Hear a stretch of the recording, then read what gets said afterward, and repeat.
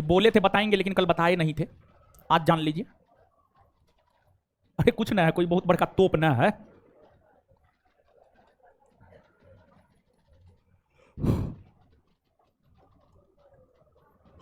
अच्छा एक बात बताइए यहां पर आप, वर्तमान में अमेरिका के उपराष्ट्रपति है कौन?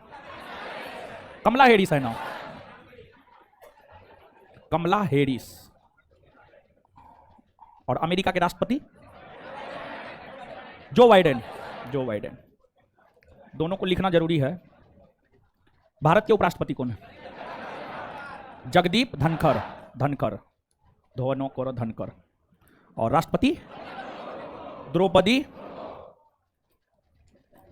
मुर्मू। ठीक है, दोनों में अंतर क्या है इसको समझते हैं।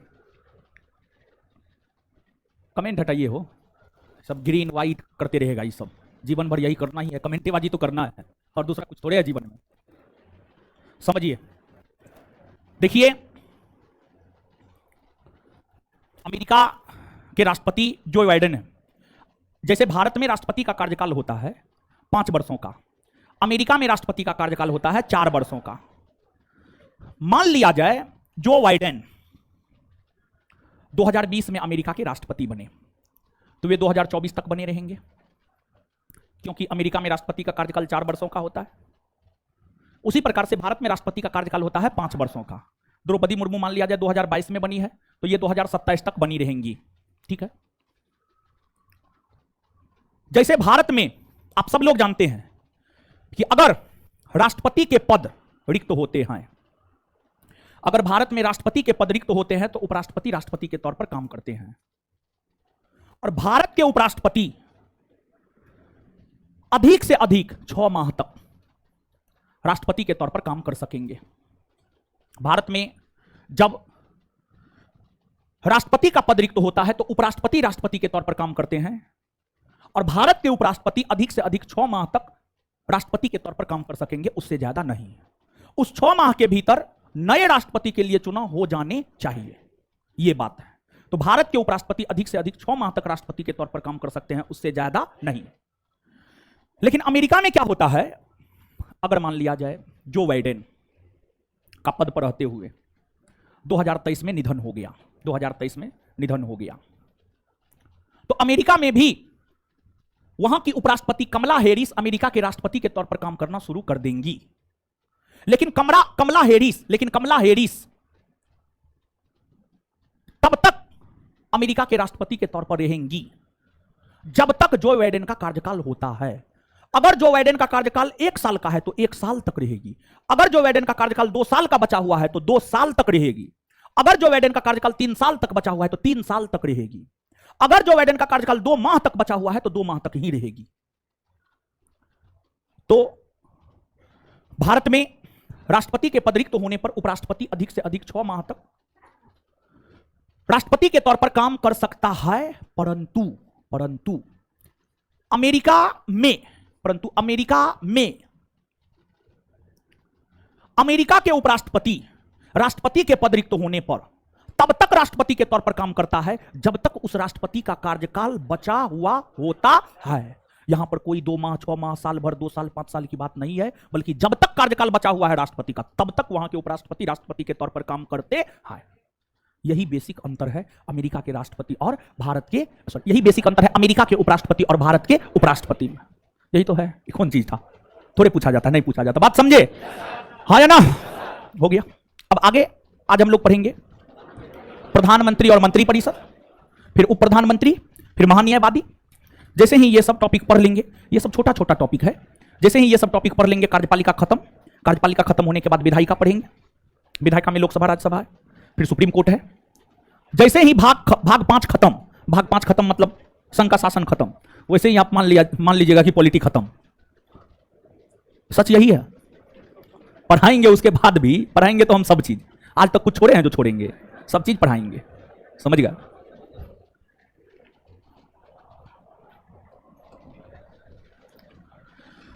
प्रधानमंत्री और मंत्री परिषद,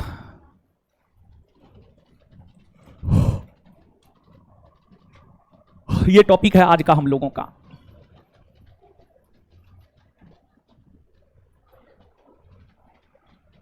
प्रधानमंत्री और मंत्रिपरिषद। अरे आज क्या हुआ था जानते हैं? हुआ यह था कि एक क्वेश्चन के आंसर में जो है ना, वो टाइपिस्ट जो है ना ऊपर नीचे कर दिया एक क्वेश्चन के आंसर में, उसी में लगातार 1 से लेकर 14-15 तक आंसर गलत हो गया। समझ गए? तो गलत हो गया। हमको लगता है आप लोग को कम से कम 50 टेस्ट करवाए। पहला टेस्ट हुआ होगा कि इतना बड़ा मिस्टेक हुआ है, पहला टेस्ट है, इससे पहले तो आज तक कभी नहीं हुआ है। हुआ है कभी? कभी नहीं हुआ होगा। तो अब उसके लिए जो है आप लोग हल्ला करने लगते हैं, ये तो एकदम सही नहीं है, ये तो एकदम गलत है, हम कहीं चले नहीं ना जाएंगे। जाना रहता तो हम यहां पे थोड़े रहते। तो उसका आंसर जो है सुधार करवा दिए हैं। टाइपिस्ट से एरर हो गया। अब एरर टाइपिस्ट से हुआ है या एरर हमसे हुआ है? एरर होता है। समझ गए? बाद में जाकर उसको डांटे फटकारे। समझ गए? तो खैर अब एरर हो गया है, वो तो हो नहीं सकता है, तो उसका सही करवा दिए हैं। टेलीग्राम पे भी उसका डाल देते हैं, टेलीग्राम पे भी डाल देते हैं। टेलीग्राम पे डाल दीजिए, एप्लीकेशन पर भी तीनों बैच में डाल दीजिए, और मैसेज भी छोड़ दीजिए, सब चीज कर दीजिए। समझ गए? हाँ, तो सही आंसर के साथ क्वेश्चन आज टेलीग्राम चैनल पर भी डाल दिया है आज के टेस्ट का। और हमको तो लगता है कि आपके जीवन में हमेशा एकदम खुशी खुशी रहता है। डेली आप रसगुल्ले खाते हैं ना, कभी भात दाल चोखा तो खाते नहीं होंगे, कभी नमक रोटी तो खाते नहीं होंगे। एकदम हमेशा जीवन में खुशी है, गम नाम का तो कोई चीज है नहीं। समझे? अरे जैसे मानव जीवन है, मानव का रहन सहन है, खान पान है, कभी रसगुल्ला मिलता है तो कभी नमक रोटी मिलता है, कभी दाल भात चोखो मिलता है, कभी मटनो चावल मिलता है, कभी खुश हैं बहुत तो कभी दुखी भी होते हैं। तो अब एकदम मचक मचक के आ रही है। बैठने दीजिए हो।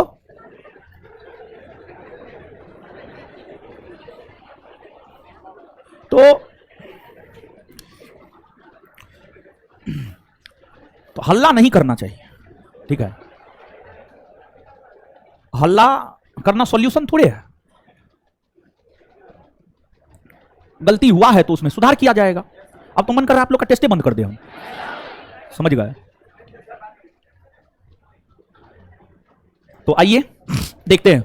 तो क्वेश्चन है ऑनलाइन वाला, अभी वो सब कमेंट कर रहा था, ऑनलाइन वाला सब कमेंट कर रहा था, तो डलवा दिए हैं सब चीज, जाके देख लीजिए अपना। तो ये सब तो ऐसा करता है ना, लगता है क्या बोले हम, बोलने का मन बहुत है, बोलेंगे नहीं। चलिए, प्रधानमंत्री और मंत्रिपरिषद। देखिए, प्रधानमंत्री और मंत्रिपरिषद से मुख्यतः 2 अनुच्छेद संबंधित है। ऐसे तो कई सारे अनुच्छेद है जो प्रधानमंत्री और मंत्रिपरिषद से संबंधित है, लेकिन मुख्य तौर पर प्रधानमंत्री और मंत्रिपरिषद से 2 अनुच्छेद संबंधित है। एक अनुच्छेद है 74 और एक अनुच्छेद है 75। सबसे पहले यही 2 अनुच्छेद को हम लोग समझेंगे कि अनुच्छेद 74 क्या कहता है और अनुच्छेद 75 क्या कहता है। तो सबसे पहले अनुच्छेद 74। अनुच्छेद 74 यह कहता है कि प्रधानमंत्री को लेकर तो इसमें प्रावधान नहीं है, इसमें मंत्रिपरिषद को लेकर प्रावधान है। अनुच्छेद 75 में प्रधानमंत्री को लेकर प्रावधान है, अनुच्छेद 74 में मंत्रिपरिषद को लेकर प्रावधान है और अनुच्छेद 75 में प्रधानमंत्री को लेकर प्रावधान है। तो अनुच्छेद 74 कहता है कि राष्ट्रपति को उसके कार्यों में सलाह एवं सहयोग देने के लिए एक मंत्रिपरिषद होगा, जिसे केंद्रीय मंत्रिपरिषद कहा जाएगा, और केंद्रीय मंत्रिपरिषद का मुखिया प्रधानमंत्री होता है। राष्ट्रपति से यह आशा की जाती है कि वह मंत्रिपरिषद के सलाह एवं सहयोग से ही काम करे। यह बात है अनुच्छेद 74 में। प्रधानमंत्री और मंत्रिपरिषद, राष्ट्रपति को उत्तर कहता है तो उत्तर जाते हैं, दक्षिण कहता है तो दक्षिण जाते हैं। क्यों? संविधान में प्रावधान है अनुच्छेद 74 में। अनुच्छेद 74 कहता है, अनुच्छेद 74 राष्ट्रपति को बाध्य नहीं बनाया है। ऐसा नहीं कि जो केंद्रीय मंत्रिपरिषद प्रधानमंत्री कहता है राष्ट्रपति वही करेगा, नहीं, बाध्य नहीं बनाया, लेकिन कहा है कि ऐसा करना चाहिए, ऐसा होना चाहिए, ऐसा होना चाहिए या ऐसा करना चाहिए। तो समझिएगा एक बार फिर से, अनुच्छेद 74। अनुच्छेद 74 क्या कहता है? तो अनुच्छेद 74 की अगर हम बात करें तो अनुच्छेद 74 यह कहता है कि राष्ट्रपति को उसके कार्यों में सलाह एवं सहयोग देने के लिए एक मंत्रिपरिषद होगा। जो मंत्रिपरिषद होगा उस मंत्रिपरिषद का मुखिया प्रधानमंत्री होगा। उस मंत्रिपरिषद का मुखिया प्रधानमंत्री होगा। उस मंत्रिपरिषद का मुखिया कौन होगा? प्रधानमंत्री। और जो मंत्रिपरिषद होगा इस मंत्री परिषद के सलाह एवं सहयोग के अनुसार ही राष्ट्रपति काम करे। तो यहां पर अगर हम समझे तो अनुच्छेद 74 दो प्रकार की बात करता है। एक तो बात यह करता है कि राष्ट्रपति को उसके कार्यों में सलाह एवं सहयोग देने के लिए एक मंत्री परिषद होगा, और दूसरी बात यह करता है कि राष्ट्रपति से यह आशा की जाती है कि वह मंत्री परिषद के सलाह एवं सहयोग से ही काम करे। और अनुच्छेद 74 ही तीसरी बात भी कहता है, और अनुच्छेद 74 तीसरी बात यह कहता है कि इस मंत्री परिषद का मुखिया होगा प्रधानमंत्री।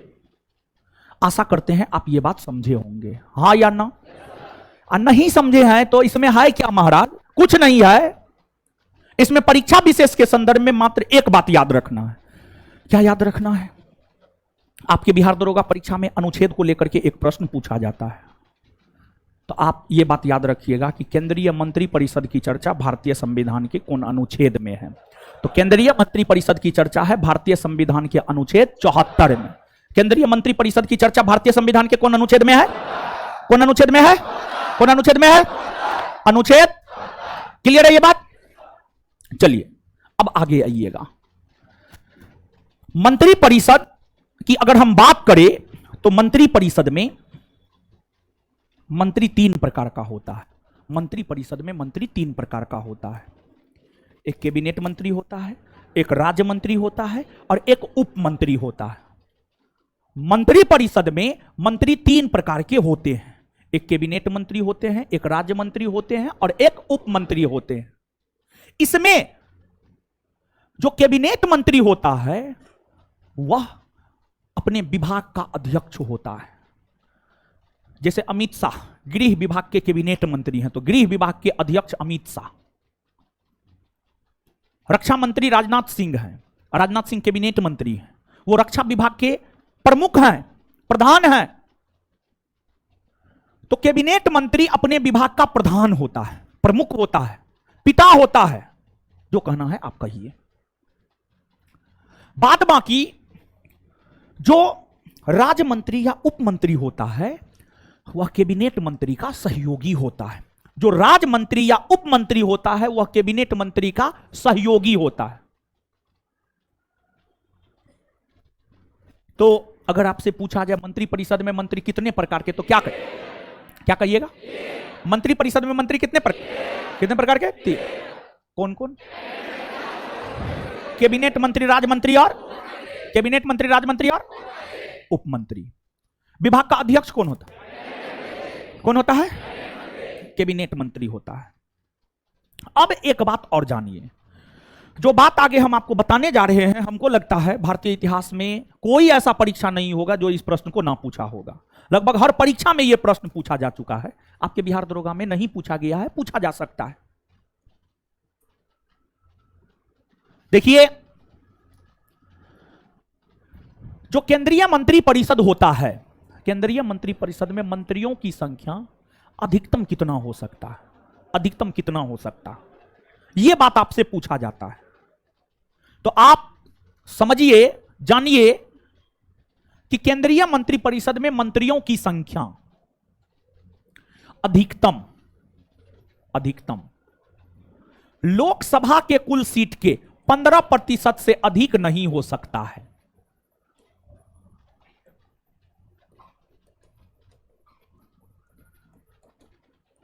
केंद्रीय मंत्री परिषद में मंत्रियों की संख्या लोकसभा के कुल सीट के 15% से अधिक नहीं हो सकता है।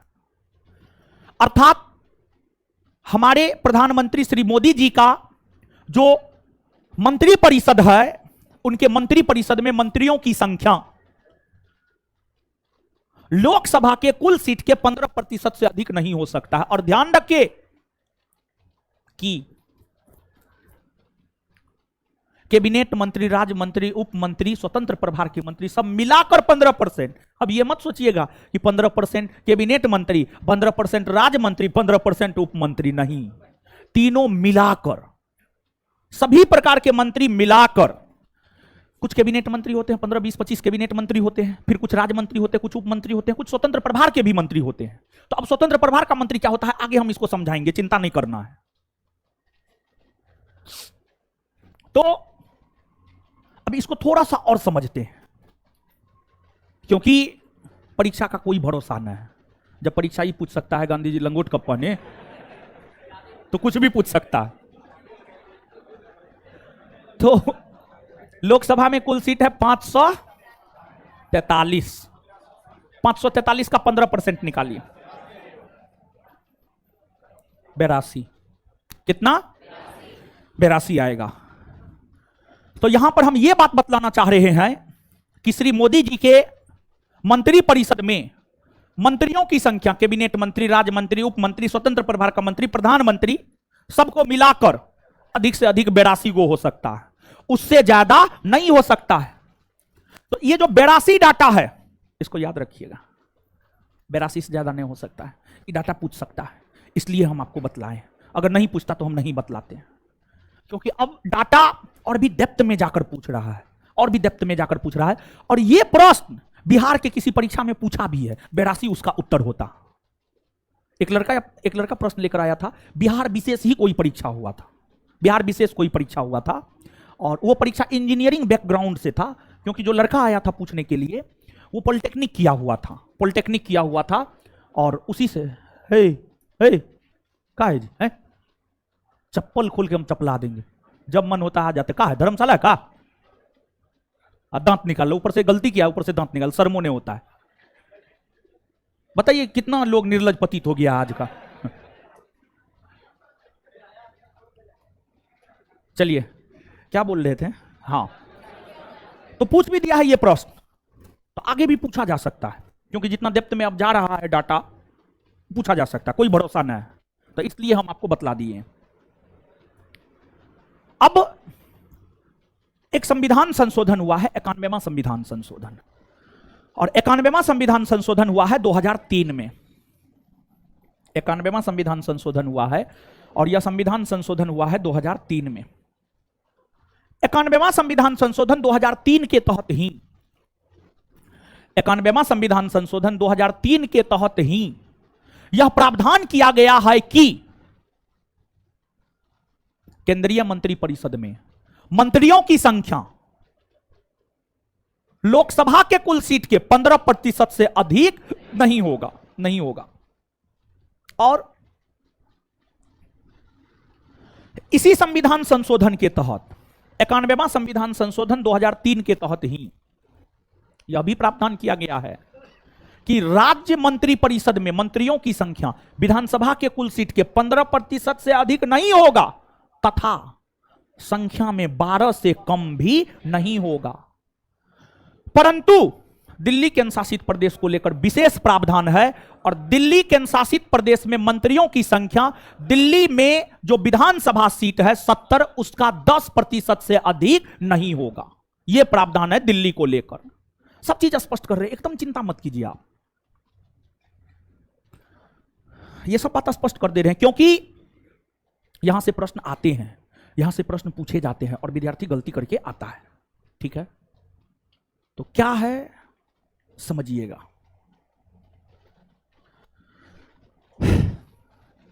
देखिए, जैसे केंद्रीय मंत्रिपरिषद है, वैसे ही राज्य मंत्रिपरिषद है।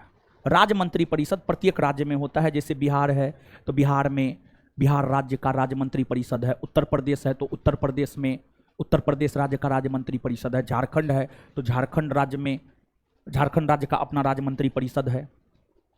और बात अगर राज्य मंत्रिपरिषद की करें तो राज्य मंत्रिपरिषद के विषय में जानकारी हमें देता है भारतीय संविधान का अनुच्छेद 163। राज्य मंत्रिपरिषद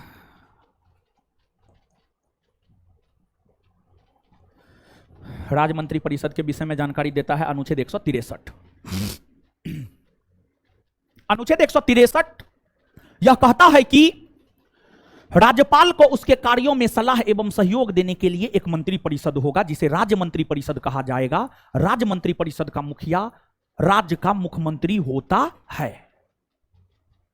तो जो राज्य मंत्रिपरिषद होता है, राज्य मंत्रिपरिषद में मंत्रियों की संख्या राज्य के विधानसभा के कुल सीट के 15% से अधिक नहीं होगा। यह प्रावधान भी 91वां संविधान संशोधन 2003 के तहत ही किया गया है। जैसे बिहार है, तो बिहार के विधानसभा में 243 सीट है, 243 का 15% निकालिए, निकालिए। जोड़ घटो गुना भागने आता है जी, निकालिए। 37, 37। तो हमारे नीतीश जी जो कि बिहार के मुख्यमंत्री हैं, नीतीश जी का जो अपना राज्य मंत्री परिषद है, उसमें नीतीश जी सहित मैक्सिमम 37 को मंत्री हो सकता है, उससे ज्यादा नहीं हो सकता है, उससे ज्यादा नहीं हो सकता है, नहीं हो सकता है। तो राज्य मंत्री परिषद में मंत्रियों की संख्या संबंधित राज्य के विधानसभा के 15% से अधिक नहीं होगा, यह भी प्रावधान किया गया है 91वां संविधान संशोधन 2003 के तहत ही। और साथ ही साथ है क्या, कुछ राज्य ऐसे हैं जहां पर विधानसभा सीट कितना है जानते हैं? 60 है, 60 है। सिक्किम, मिजोरम, गोवा। सिक्किम में तो 32 है ना है जी, मिजोरम गोवा 40-40, मिजोरम गोवा 40-40। तो एक बात बताइए गुरु जी लोग, भाई जी लोग, कि 40 का आप निकालिए तो 15%, 6 को आता है, 6 आता है। तो जो है यहां पर यह भी प्रावधान किया गया है केंद्र के संदर्भ में, केंद्रीय मंत्री परिषद के संदर्भ में कम से कम का कोई प्रावधान नहीं है। कम से कम कितना होगा इसका कोई प्रावधान नहीं है, अधिक से अधिक कितना होगा इसका प्रावधान है। लेकिन केंद्रीय मंत्री परिषद में कम से कम कितना होगा इसका कोई प्रावधान नहीं है। लेकिन राज्य मंत्री परिषद में कम से कम का भी प्रावधान किया गया है। और 91वां संविधान संशोधन 2003 के तहत यह प्रावधान किया गया है कि राज्य मंत्री परिषद में अधिक से अधिक मंत्रियों की संख्या विधानसभा के कुल सीट के 15% से अधिक नहीं होगा, और कम से कम 12 सदस्य, कम से कम 12 गो मंत्री। ये दोनों प्रावधान 91वां संविधान संशोधन 2003 के तहत ही हुए हैं। लेकिन ध्यान दीजिएगा, दिल्ली केंद्र शासित प्रदेश को लेकर विशेष प्रावधान है। दिल्ली केंद्र शासित प्रदेश में मंत्रियों की संख्या वहां के विधानसभा सीट के 10% से अधिक नहीं होगा। दिल्ली में विधानसभा सीट है 70, 7 पर 0 70, 70 का 10% निकालिएगा 7। तो जो श्री अरविंद केजरीवाल जी हैं, केजरीवाल के मंत्री परिषद में मैक्सिमम 7 गो मंत्री होगा, 7। उससे ज्यादा मंत्री अरविंद केजरीवाल के मंत्री परिषद में नहीं हो सकता है। यह विशेष प्रावधान सिर्फ और सिर्फ दिल्ली को लेकर है। यह विशेष प्रावधान सिर्फ और सिर्फ दिल्ली को लेकर है, दिल्ली को लेकर है, क्योंकि दिल्ली देश की राजधानी है। इसलिए हर बात स्पष्ट हुआ, हां या ना? होने गया। अब देखिएगा, एक आप सुनते होंगे मंत्री परिषद और एक आप सुनते होंगे मंत्रिमंडल, एक आप सुनते होंगे मंत्री परिषद और एक आप सुनते होंगे मंत्रिमंडल। जो मंत्री परिषद और मंत्रिमंडल है, मंत्री परिषद और मंत्रिमंडल की अगर आप बात करेंगे तो दोनों में कुछ बेसिक अंतर होते हैं, और दोनों में जो कुछ बेसिक अंतर होते हैं, उस बेसिक अंतर से संबंधित प्रश्न आपसे आपकी परीक्षा में पूछ दिया जाता है। जैसे हिमालय की नदियां और प्रायद्वीपीय भारत की नदियों के बीच में क्या अंतर है, यह प्रश्न पूछा जा चुका है आपके बिहार दरोगा परीक्षा में। तो आपसे पूछा जा सकता है कि मंत्री परिषद और मंत्रिमंडल में क्या अंतर होता है, मंत्री परिषद और मंत्रिमंडल में क्या अंतर होता है। तो मंत्री परिषद और मंत्रिमंडल में जो अंतर होता है, उस अंतर को आगे हम आपको स्पष्ट करने जा रहे हैं। मंत्री परिषद और मंत्रिमंडल में जो अंतर होता है उसको स्पष्ट करने जा रहे हैं।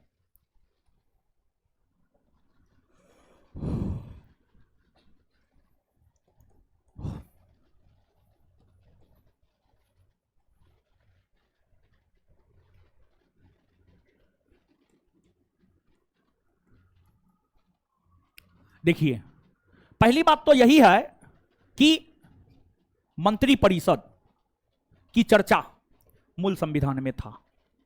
और मूल संविधान समझते हैं? मूल संविधान उस संविधान को कहा जाता है जो 26 जनवरी 1950 को लागू हुआ है, उसी को मूल संविधान कहा जाता है। मूल संविधान में मंत्री परिषद की चर्चा थी। मूल संविधान में मंत्री परिषद की चर्चा थी, और मूल संविधान में मंत्री परिषद की चर्चा अनुच्छेद 74 में थी। और मंत्री परिषद की चर्चा अनुच्छेद 74 के अलावा और भी कई सारे अनुच्छेद है जिसमें मंत्री परिषद की चर्चा है। लेकिन अगर मंत्री परिषद की बात करें तो मंत्री परिषद की चर्चा, लेकिन अगर मंत्रिमंडल की बात करें, लेकिन अगर मंत्रिमंडल की बात करें तो मंत्रिमंडल की चर्चा मूल संविधान में नहीं था। मंत्रिमंडल की चर्चा मूल संविधान में नहीं था, मूल संविधान में नहीं था मंत्रिमंडल शब्द की चर्चा।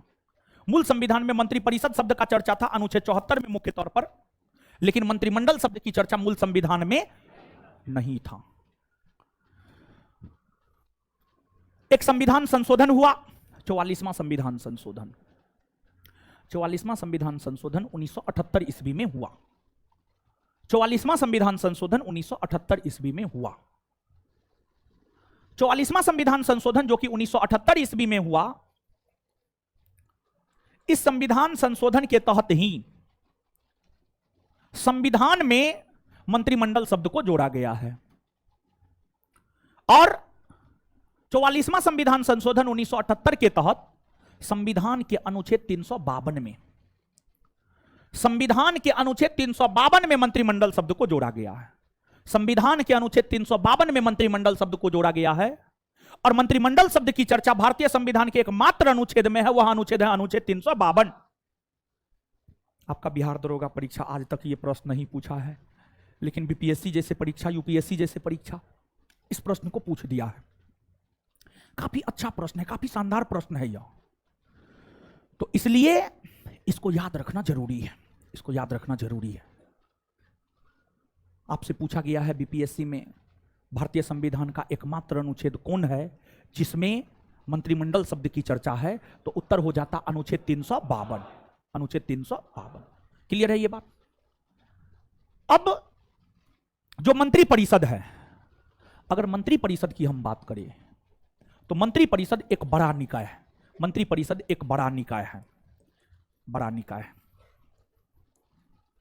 मंत्री परिषद एक बड़ा निकाय है। अब प्रश्न यह उठता है कि मंत्री परिषद एक बड़ा निकाय है तो कैसे? देखिए, आप सब लोग जानते हैं, क्योंकि अभी तुरंत हमने आपको बतलाया है, मंत्री परिषद में मंत्री होते हैं 3 प्रकार के, कैबिनेट मंत्री, राज्य मंत्री और उप मंत्री। तो मंत्री परिषद किसे कहा जाता है जानते हैं? मंत्रियों का वैसा समूह, मंत्रियों का वैसा समूह जिसमें कैबिनेट मंत्री भी शामिल हो, राज्य मंत्री भी शामिल हो, उप मंत्री भी शामिल हो। तो मंत्रियों का वैसा समूह जिसमें कैबिनेट मंत्री, राज्य मंत्री, उप मंत्री सभी शामिल हो। मंत्रियों का वैसा समूह जिसमें कैबिनेट मंत्री भी शामिल हो, राज्य मंत्री भी शामिल हो, उप मंत्री भी शामिल हो, सब शामिल हो, उसे ही कहा जाता है मंत्री परिषद। उसे ही कहा जाता मंत्री परिषद। वहीं जो मंत्रिमंडल है, अगर मंत्रिमंडल की हम बात करें तो यह छोटा निकाय है, यह छोटा निकाय है। कैसे छोटा निकाय है? तो मंत्रिमंडल में शामिल कौन होता है इसको आप समझ लीजिएगा तो पता चल जाएगा कि छोटा है या नहीं। मंत्रियों का वैसा समूह जिसमें सिर्फ और सिर्फ कैबिनेट मंत्री हो, सिर्फ और सिर्फ कैबिनेट मंत्री हो। मंत्रियों का वैसा समूह जिसमें सिर्फ और सिर्फ कैबिनेट मंत्री हो, मंत्रियों का वैसा समूह जिसमें सिर्फ और सिर्फ कैबिनेट मंत्री हो, वही मंत्रिमंडल कहलाता है। तो आप स्वयं थोड़ा सोच कर देखिए, मंत्रियों का वैसा समूह जिसमें कैबिनेट मंत्री, राज्य मंत्री, उप मंत्री सब शामिल है, वो बड़ा होगा, या जिसमें सिर्फ कैबिनेट मंत्री है वो बड़ा होगा? जिसमें सब है वो ना बड़ा होगा जी।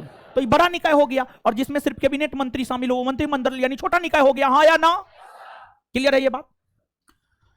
अब देखिए, बैठक बैठक बैठक अगर बैठक की हम बात करें, अगर बैठक की हम बात करें तो बैठक किसकी होती है? मंत्री परिषद की बैठक होती है या मंत्रिमंडल की बैठक होती है? जब भी बैठक होती है तो बैठक कभी भी मंत्री परिषद का नहीं होता है। बैठक कभी भी मंत्री परिषद का नहीं होता है। बैठक कभी भी मंत्री परिषद का नहीं होता है, बल्कि बैठक जब भी होता है तो वह आपको मंत्रिमंडल का होता है। बैठक जब भी होता है तो वह आपको मंत्रिमंडल का होता है। अब मंत्रिमंडल का बैठक होता है तो इसकी अध्यक्षता कौन करता है?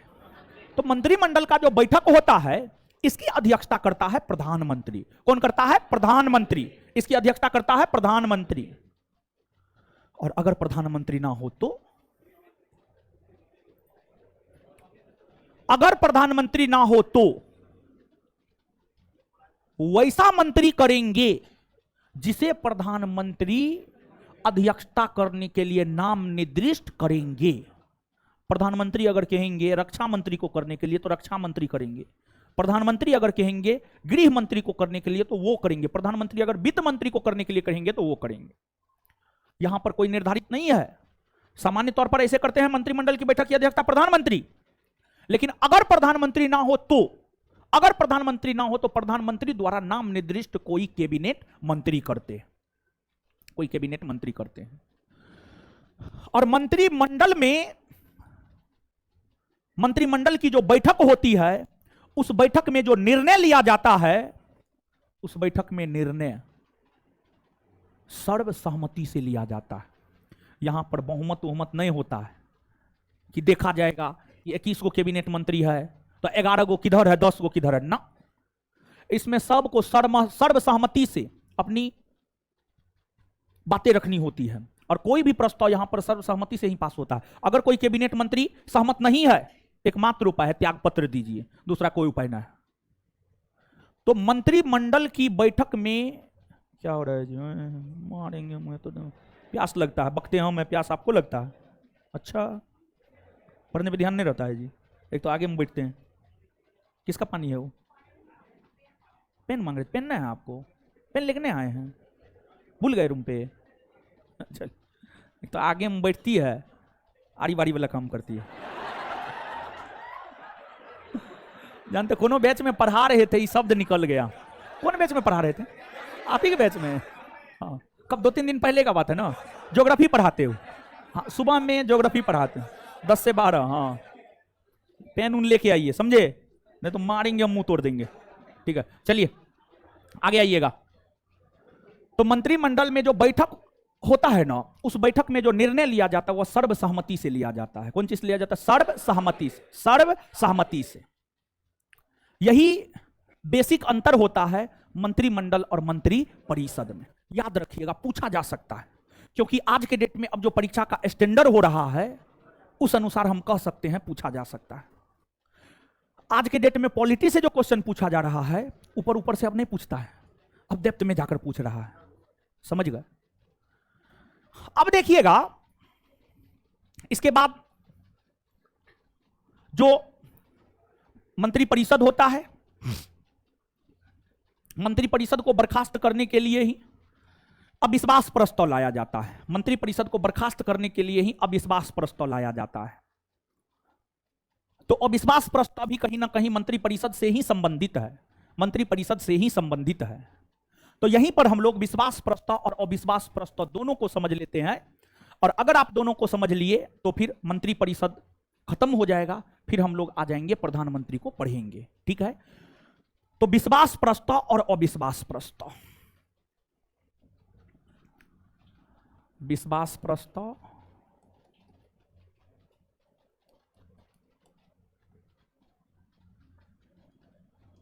और अविश्वास प्रस्ताव, अंग्रेजी में कॉन्फिडेंस मोशन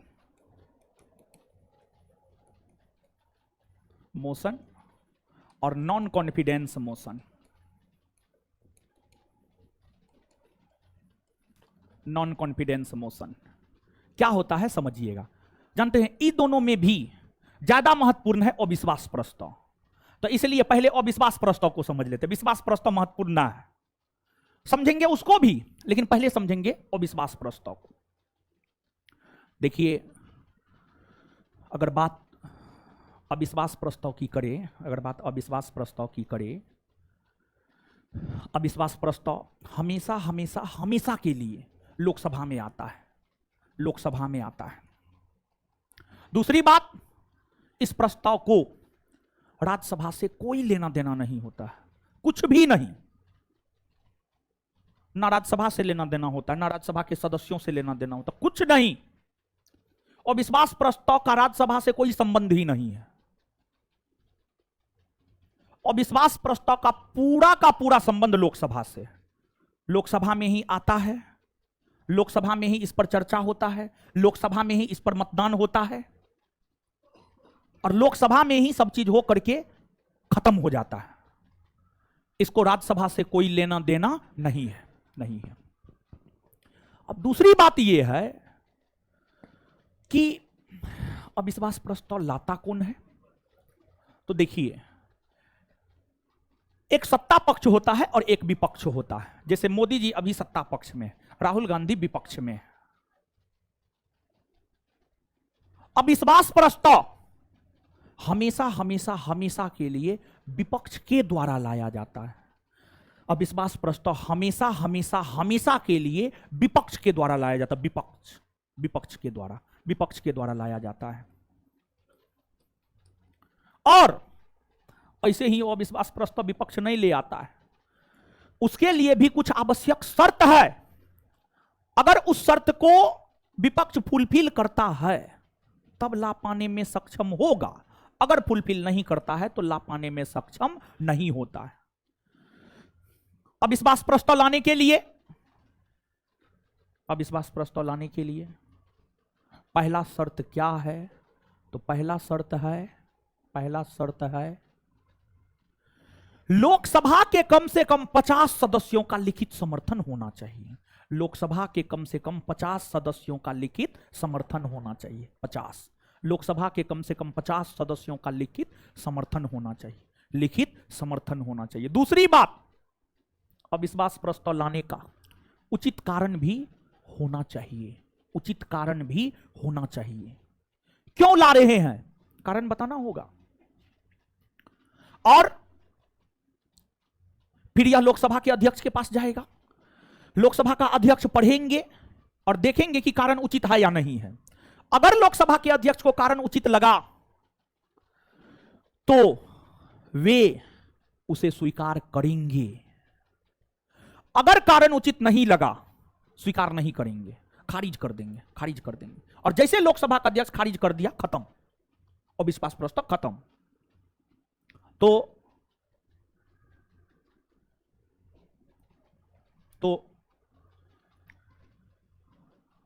लोकसभा के 50 सदस्यों का लिखित समर्थन और उचित कारण दोनों आवश्यक है। इन दोनों शर्तों को अगर अविश्वास प्रस्ताव फुलफिल करता है तो फिर लोकसभा के अध्यक्ष उसे मंजूरी देते हैं। और लोकसभा के अध्यक्ष के मंजूरी देने के बाद वह प्रस्ताव लोकसभा में विचार विमर्श और मतदान के लिए रखा जाता है। और फिर अविश्वास प्रस्ताव पर सत्ता पक्ष विपक्ष दोनों के बीच नोकझोंक होता है, यानी वाद विवाद होता है, चर्चा परिचर्चा होता है। चर्चा परिचर्चा होने के बाद मतदान होता है। और मतदान में अगर यह प्रस्ताव साधारण बहुमत से पारित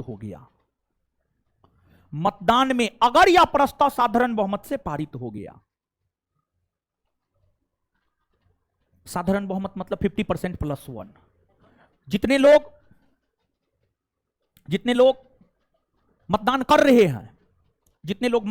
रहे हैं तथा सदन के कुल लेंथ का 50%, दोनों कंडीशन फुलफिल होना चाहिए। दोनों कंडीशन फुलफिल होना चाहिए। तो अगर यह प्रस्ताव साधारण बहुमत से पारित हो जाता है तो फिर प्रधानमंत्री को अपने पद से इस्तीफा देना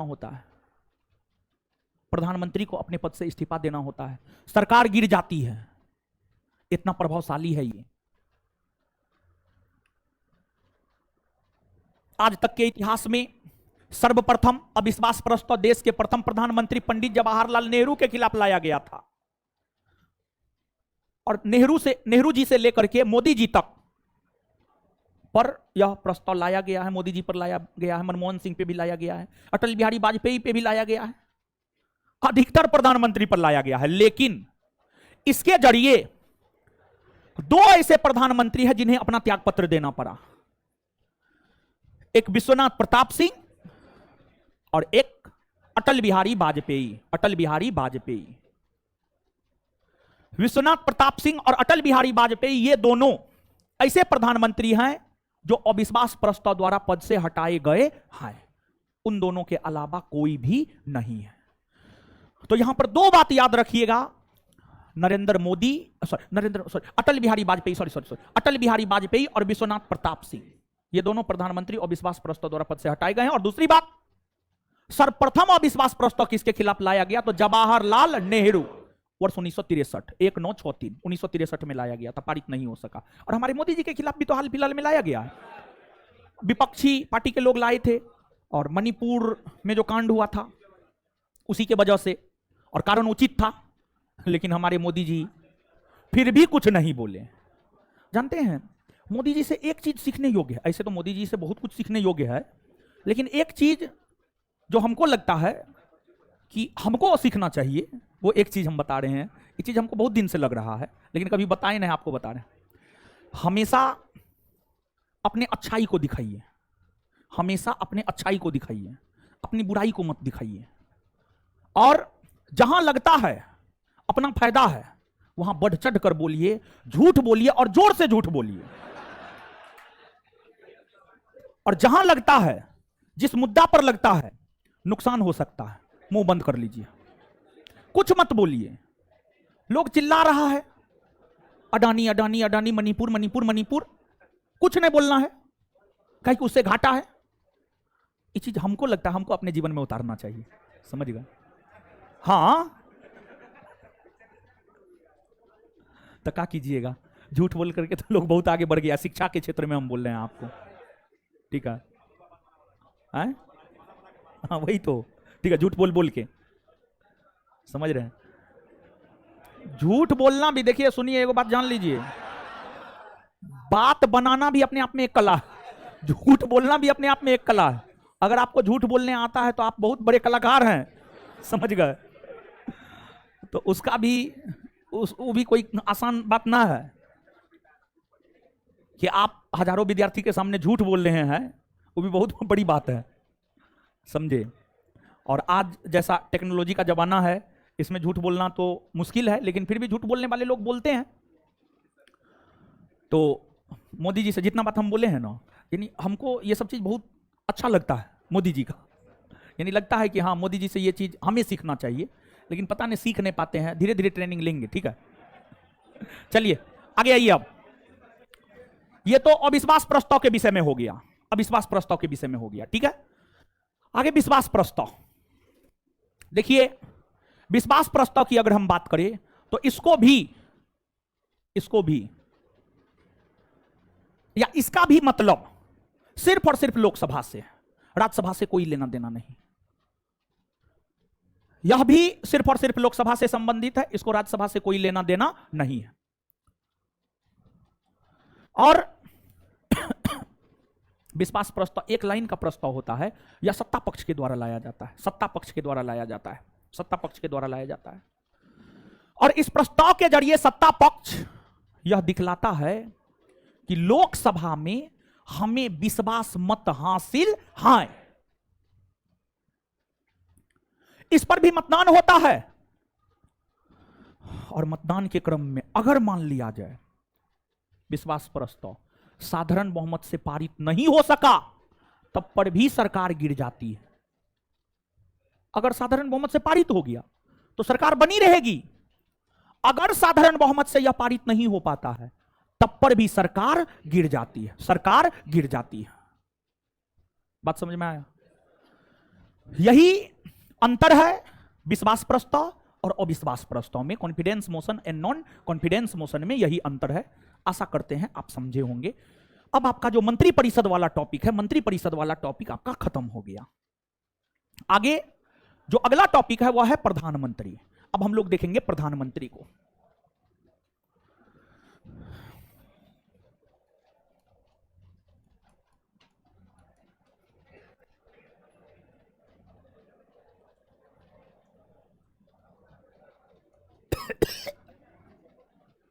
प्रधानमंत्री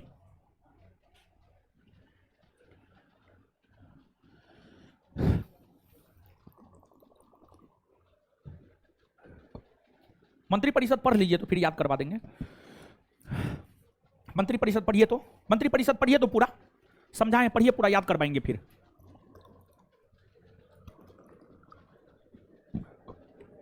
पढ़िए जल्दी,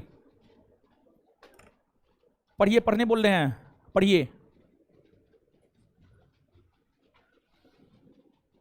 ऑनलाइन वाले लोग आप लोग को भी पढ़ने बोल रहे हैं, ऐसा नहीं है कि आपको नहीं बोल रहे हैं, आपको भी पढ़ना है, इधर उधर नहीं करना है, पढ़िए।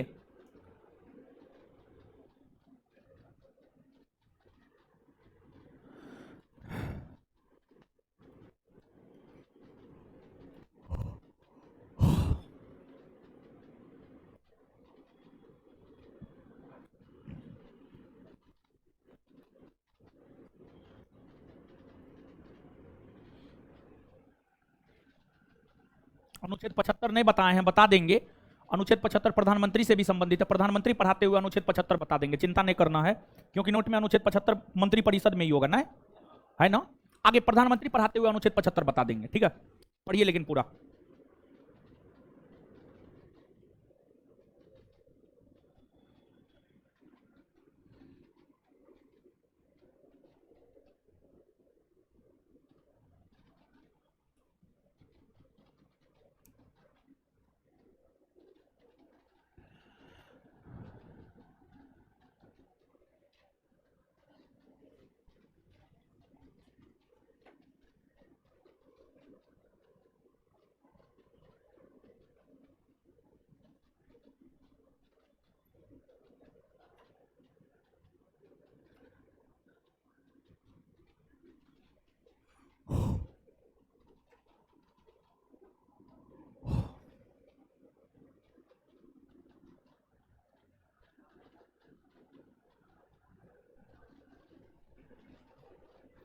पढ़ लिए गुरुजी लोग।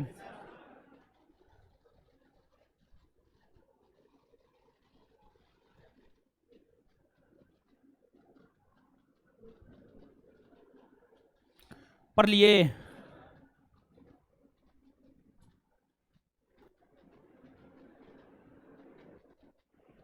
आइए तो याद करते हैं।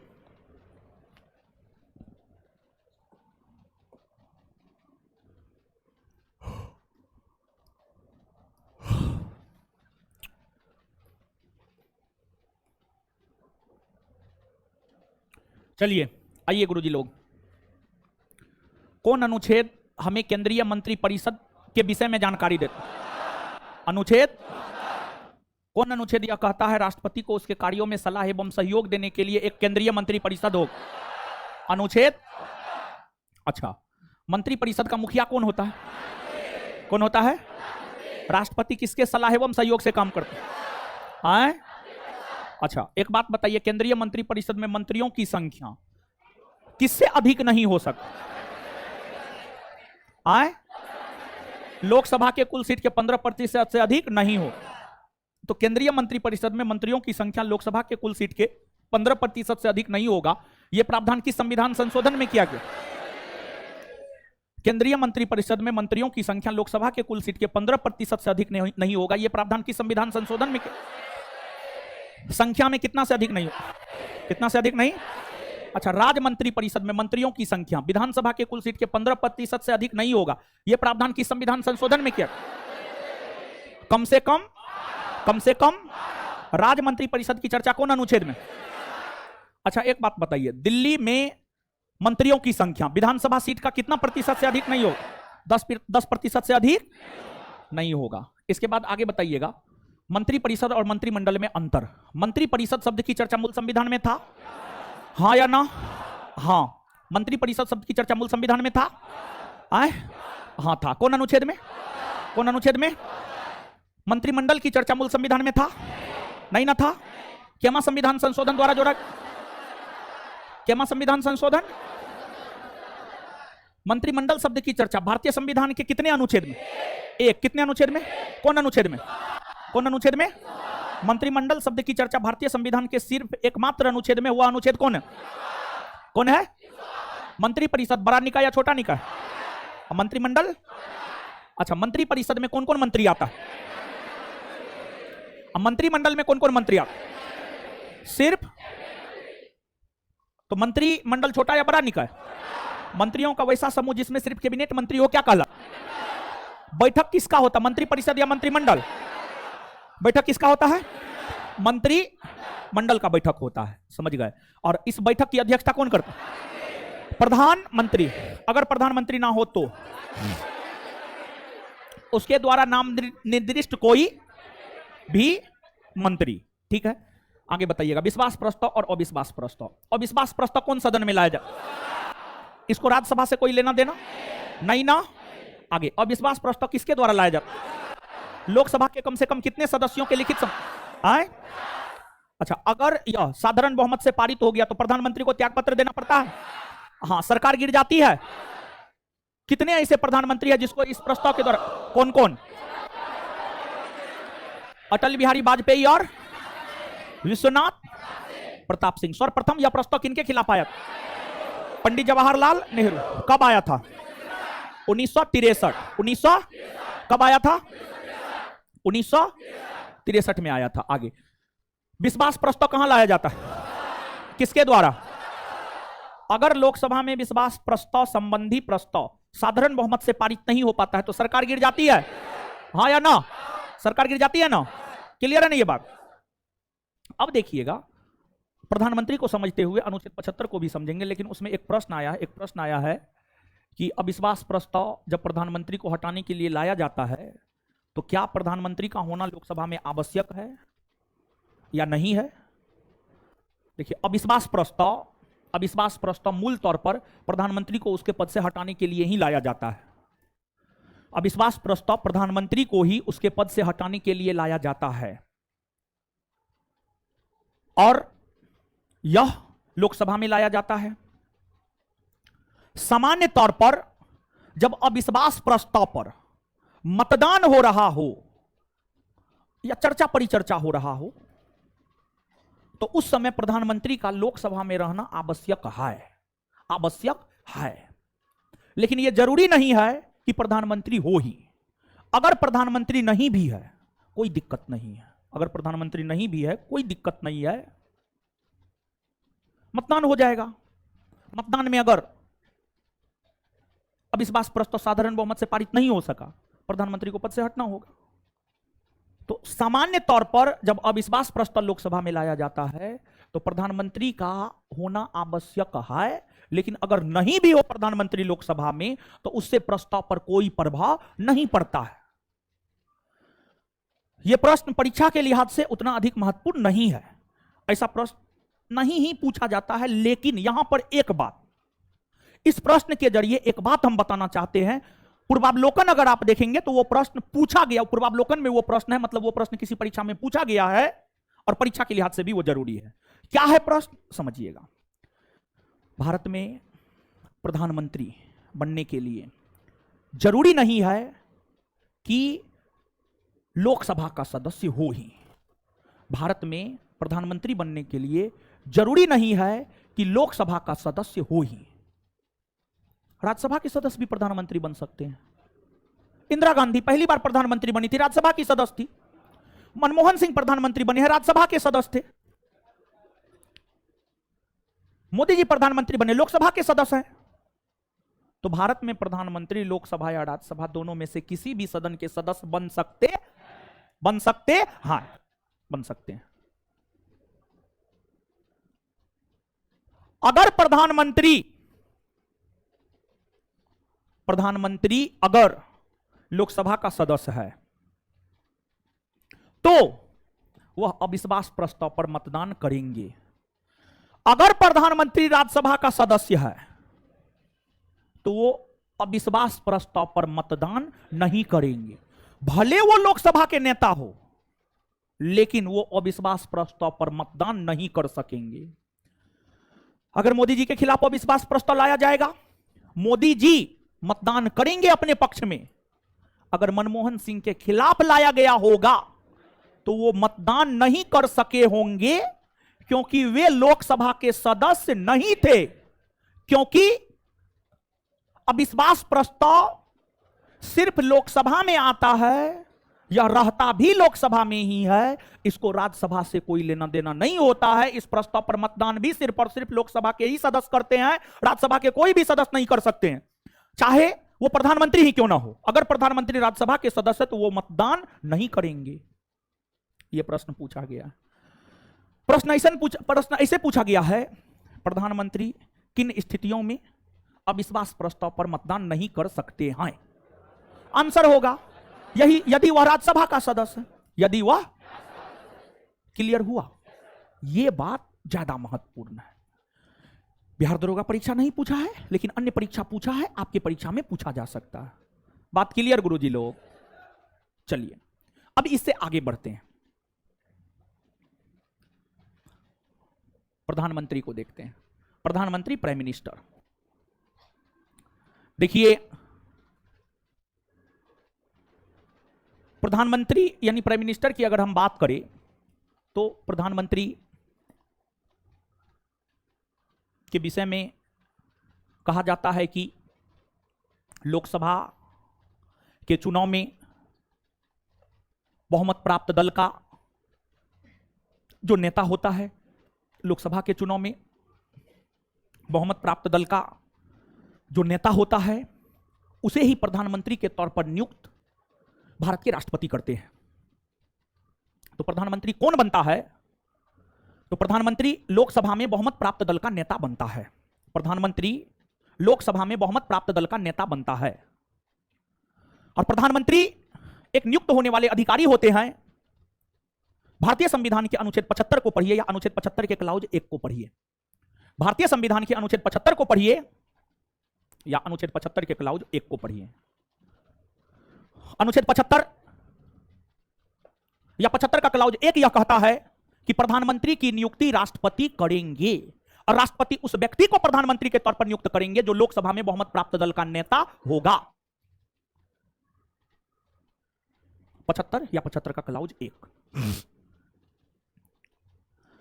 75 या 75 का क्लाउज 1 हमें यही जानकारी देता है कि प्रधानमंत्री एक नियुक्त होने वाला अधिकारी होता है जिनकी नियुक्ति करता है भारत के राष्ट्रपति। याद रखिएगा, पूछा जाता है आपसे, निम्नलिखित में से कौन निर्वाचित होते हैं, निम्नलिखित में से कौन नियुक्त होते हैं? राष्ट्रपति निर्वाचित होते हैं, प्रधानमंत्री नियुक्त होते हैं, उपराष्ट्रपति निर्वाचित होते हैं, मुख्यमंत्री नियुक्त होते हैं, राज्यपाल नियुक्त होते हैं, महान्यायवादी नियुक्त होते हैं, महानियंत्रक लेखा परीक्षक नियुक्त होते हैं, सुप्रीम कोर्ट हाईकोर्ट के मुख्य न्यायाधीश नियुक्त होते हैं। नियुक्त होते हैं, महत्वपूर्ण तो बता ही दिए। तो प्रधानमंत्री नियुक्त होते हैं। अब देखिएगा, यहीं पर 75 अनुच्छेद 75 को आप देख लीजिए। अनुच्छेद 75 तो 75 या 75 का क्लाउज 1 बता दिया। फिर 75 का क्लाउज 2। 75 का क्लाउज 2 यह कहता है मंत्री यानी कैबिनेट मंत्री, राज्य मंत्री, उपमंत्री, मंत्री राम उप प्रधानमंत्री हुआ करते थे। तो आइए, तो भारत सरकार का तो यहां पर अब थोड़ा सा और समझिएगा, थोड़ा सा और समझिए। या 75 का क्लाउज 1 यह कहता है कि प्रधानमंत्री की नियुक्ति राष्ट्रपति करेंगे और राष्ट्रपति उस व्यक्ति को प्रधानमंत्री के तौर पर नियुक्त करेंगे जो लोकसभा में बहुमत प्राप्त दल का नेता होगा। 75 या 75 का क्लाउज 1। 75 या 75 का क्लाउज 1 हमें यही जानकारी देता है कि प्रधानमंत्री एक नियुक्त होने वाला अधिकारी होता है जिनकी नियुक्ति करता है भारत के राष्ट्रपति। याद रखिएगा, पूछा जाता है आपसे, निम्नलिखित में से कौन निर्वाचित होते हैं, निम्नलिखित में से कौन नियुक्त होते हैं? राष्ट्रपति निर्वाचित होते हैं, प्रधानमंत्री नियुक्त होते हैं, उपराष्ट्रपति निर्वाचित होते हैं, मुख्यमंत्री नियुक्त होते हैं, राज्यपाल नियुक्त होते हैं, महान्यायवादी नियुक्त होते हैं, महानियंत्रक लेखा परीक्षक नियुक्त होते हैं, सुप्रीम कोर्ट हाईकोर्ट के मुख्य न्यायाधीश नियुक्त होते हैं। नियुक्त होते हैं, महत्वपूर्ण तो बता ही दिए। तो प्रधानमंत्री नियुक्त होते हैं। अब देखिएगा, यहीं पर 75 अनुच्छेद 75 को आप देख लीजिए। अनुच्छेद 75 तो 75 या 75 का क्लाउज 1 बता दिया। फिर 75 का क्लाउज 2। 75 का क्लाउज 2 यह कहता है मंत्री यानी कैबिनेट मंत्री, राज्य मंत्री, उपमंत्री, मंत्री राष्ट्रपति के प्रसाद पर्यत्न पद धारण करते हैं।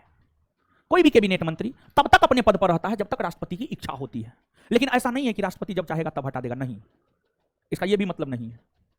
बल्कि अगर प्रधानमंत्री कहते हैं तब हटा देंगे, अगर प्रधानमंत्री कहते हैं तब हटा देंगे।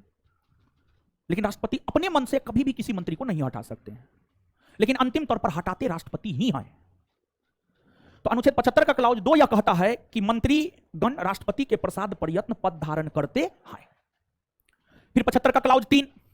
75 का क्लाउज 3 यह कहता है कि केंद्रीय मंत्रिपरिषद सामूहिक तौर पर लोकसभा के प्रति उत्तरदायी है। केंद्रीय मंत्रिपरिषद सामूहिक तौर पर लोकसभा के प्रति उत्तरदायी है। मतलब केंद्रीय मंत्रिपरिषद तब तक अस्तित्व में रहेंगे जब तक उसे लोकसभा में बहुमत प्राप्त है, जब तक उसे लोकसभा में बहुमत प्राप्त है। जिस रोज केंद्रीय मंत्रिपरिषद लोकसभा में बहुमत खो दिया उस रोज उसे त्यागपत्र देना पड़ता है, उस रोज उसे त्यागपत्र देना पड़ता है। 75 का क्लाउज 3 बहुत महत्वपूर्ण है। यह प्रश्न कई दफा कई परीक्षा पूछा है। केंद्रीय मंत्रिपरिषद सामूहिक तौर पर किसके प्रति उत्तरदायी होता है? तो केंद्रीय मंत्रिपरिषद सामूहिक तौर पर लोकसभा के प्रति उत्तरदायी होता है। किसके प्रति? किसके प्रति? लोकसभा के प्रति। फिर आगे 75 का क्लाउज 4 यह मंत्रियों के शपथ ग्रहण के विषय में बतलाता है। फिर 75 का क्लाउज 5 75 का क्लाउज 5 जो है यह कहता है कि अगर कोई व्यक्ति लोकसभा या राज्यसभा का सदस्य नहीं है लेकिन मंत्री बन गया है, तो मंत्री बनने के 6 माह के भीतर दोनों में से किसी भी एक सदन की सदस्यता लेना आवश्यक है। मतलब आप केंद्रीय मंत्रिपरिषद में मंत्री बनना चाहते हैं, आप लोकसभा या राज्यसभा दोनों में से किसी भी सदन के सदस्य नहीं भी हैं, फिर भी आप बन सकते हैं, लेकिन 6 माह के भीतर दोनों सदन में से किसी भी एक सदन की सदस्यता लेना आपके लिए आवश्यक है। फिर 75 का क्लाउज 6 यह मंत्रियों के वेतन भत्ता के विषय में बतलाता है, उतना अधिक महत्वपूर्ण नहीं है, इसलिए नोट में मेरे ख्याल से 75 का क्लाउज 6 नहीं होगा। नहीं ना है तो ना है तो जरूरी ना है, 5 तक जरूरी है, 5 तक नोट में लिखा हुआ है। तो एक बार फिर से 75 हम पूरा बोल रहे हैं, ध्यान से सुनिए आप। अनुच्छेद 75 या 75 का क्लाउज 1, अनुच्छेद 75 या 75 का क्लाउज 1 यह कहता है प्रधानमंत्री की नियुक्ति राष्ट्रपति करेंगे। अनुच्छेद 75 का क्लाउज 2 यह कहता है कि मंत्री राष्ट्रपति के प्रसाद पर्यंत अपना पद धारण करेंगे। अनुच्छेद 75 का क्लाउज 3 यह कहता है, क्लाउज 3 यह कहता है कि केंद्रीय मंत्रिपरिषद सामूहिक तौर पर लोकसभा के प्रति उत्तरदायी होगा। 75 का क्लाउज 4 मंत्रियों के शपथ ग्रहण, और 75 का क्लाउज 5 यह कहता है कि अगर कोई व्यक्ति मंत्री बन गया, ना वो लोकसभा का सदस्य है ना वो राज्यसभा का सदस्य है, तो इस स्थिति में 6 माह के भीतर उसे दोनों में से किसी भी एक सदन की सदस्यता लेना आवश्यक है। यही बात कहता है 75 का क्लाउज 5। एक बार इसको पढ़िए तो पूरा 75 को, अनुच्छेद 75 पर इससे पहले तो बोले थे पढ़ने के लिए, पढ़ लिए होंगे ना, तो यहां पर अब थोड़ा सा और समझिएगा, थोड़ा सा और समझिए। क्या हुआ जी, दौरा पर है क्या आज? तो क्या हुआ, गिर गया था क्या? आज तो मैचो नहीं है, आज मैच नहीं ना है। बताइए, मैच रहता हल्ला करता है, समझ में आता है हाँ मैच है, विकेट गिरा होगा, छक्का मारा होगा, ये तो ऐसे ही हल्ला करता है। हाय महाराज, चलिए सुनिए, सुनिए समझिएगा, सुनिएगा, सुनिए समझिए। देखिए एक बात जानिए, भारत में केंद्रीय मंत्रिपरिषद अर्थात मंत्री बनने के लिए जरूरी नहीं है। भारत में केंद्रीय मंत्रिपरिषद यानी मंत्री या प्रधानमंत्री इंक्लूडिंग प्रधानमंत्री तक बनने के लिए जरूरी नहीं है कि आप लोकसभा या राज्यसभा के सदस्य हो ही, एकदम कोई जरूरी नहीं है। आप लोकसभा के सदस्य नहीं भी हैं, आप राज्यसभा के सदस्य नहीं भी हैं, फिर भी आप प्रधानमंत्री बन सकते हैं, मंत्री बन सकते हैं, लेकिन अधिकतम 6 माह तक। और अगर आप चाहते हैं कि 6 माह से अधिक समय तक बने रहे, तो फिर उसके लिए 6 माह के भीतर दोनों में से किसी भी एक सदन, लोकसभा या राज्यसभा, दोनों में से किसी भी एक सदन की सदस्यता लेना आपके लिए आवश्यक है। अगर आप दोनों में से किसी भी एक सदन की सदस्यता ले लेते हैं तो फिर आप आगे बने रहेंगे, नहीं तो आपका मंत्री पद खत्म हो जाएगा। याद रखिएगा इस बात। चलिए बताइए फटाफट, प्रधानमंत्री कैसे अधिकारी होते हैं? नियुक्त। प्रधानमंत्री की नियुक्ति कौन करता है? राष्ट्रपति करता है। अच्छा, कौन अनुच्छेद यह कहता है कि प्रधानमंत्री की नियुक्ति राष्ट्रपति करेगा? 75 का क्लाउज 1। कौन अनुच्छेद यह कहता है कि मंत्री राष्ट्रपति के प्रसाद पर्यंत पद धारण करेगा? 75 का क्लाउज 3। 2 कितना? 2। कौन अनुच्छेद यह कहता है कि मंत्री राष्ट्रपति के प्रसाद पर्यंत पद धारण करेगा? 75 का क्लाउज 2। अच्छा, केंद्रीय मंत्रिपरिषद सामूहिक तौर पर किसके प्रति उत्तरदायी? सामूहिक तौर पर। अच्छा, केंद्रीय मंत्रिपरिषद सामूहिक तौर पर लोकसभा के प्रति उत्तरदायी है, यह बात कौन अनुच्छेद कहता है? 75 का क्लाउज 3। 75 का क्लाउज, और यहां पे ध्यान दीजिएगा, केंद्रीय मंत्रिपरिषद के मंत्री सामूहिक तौर पर लोकसभा के प्रति उत्तरदायी है, व्यक्तिगत तौर पर राष्ट्रपति के प्रति, व्यक्तिगत तौर पर राष्ट्रपति के प्रति। समझ गए? काहे माथा नोच रहे हैं? याद नहीं करते हैं? टेंशन है? कौन चीज का टेंशन है? हाँ? घर नहीं गया इसलिए? महाराज टेंशन मत लीजिए, चल जाइए घर। और शादी हो गया? ओ, बीबी वाला लोग है तो टेंशन नहीं होगा। कभी ससुराल से कुछ बनवा के लाइए। चलिए, तो इस बात को याद रखिएगा, यहां पे भी बड़ी कंफ्यूजन होता है विद्यार्थी को, और इसलिए यहां से भी क्वेश्चन पूछा जाता है। मंत्रीगण व्यक्तिगत तौर पर राष्ट्रपति के प्रति उत्तरदायी और सामूहिक तौर पर लोकसभा के प्रति। तो मंत्रीगण व्यक्तिगत तौर पर किसके प्रति उत्तर? राष्ट्रपति। किसके प्रति? और केंद्रीय मंत्रिपरिषद सामूहिक तौर पर किसके प्रति? किसके प्रति? लोकसभा ना? क्लियर ना? इसके बाद मंत्रियों के शपथ ग्रहण के विषय में जानकारी। 75 का क्लाउज शपथ ग्रहण। 75 का क्लाउज। आगे बताइएगा, कोई भी व्यक्ति बिना लोकसभा राज्यसभा के सदस्यता के प्रधानमंत्री या मंत्री पद पर आसीन अधिक से अधिक कितने माह तक रहे? कितने माह तक? अगर कोई किसी सदन का सदस्य नहीं भी है तो प्रधानमंत्री बन सकता है, मंत्री बन सकता है। प्रधानमंत्री या मंत्री बनने के लिए कौन सदस्य की सदस्यता लेना आवश्यक? दोनों में से कोई भी एक। इसके बाद कौन अनुच्छेद यह कहता है कि अगर कोई व्यक्ति लोकसभा या राज्यसभा का सदस्य नहीं है मंत्री बन गया है तो उसे 6 माह के भीतर दोनों में से किसी भी एक सदन की सदस्यता लेना आवश्यक। 75 का क्लाउज 5, 75 का क्लाउज। क्लियर है ये बात? अब आगे आइएगा, ठीक है, अब आगे आइएगा। ये तो अनुच्छेद 75 के विषय में हुआ। बात अगर प्रधानमंत्री की करे, प्रधानमंत्री लोकसभा में बहुमत प्राप्त दल का नेता होता है, लोकसभा का नेता होता है।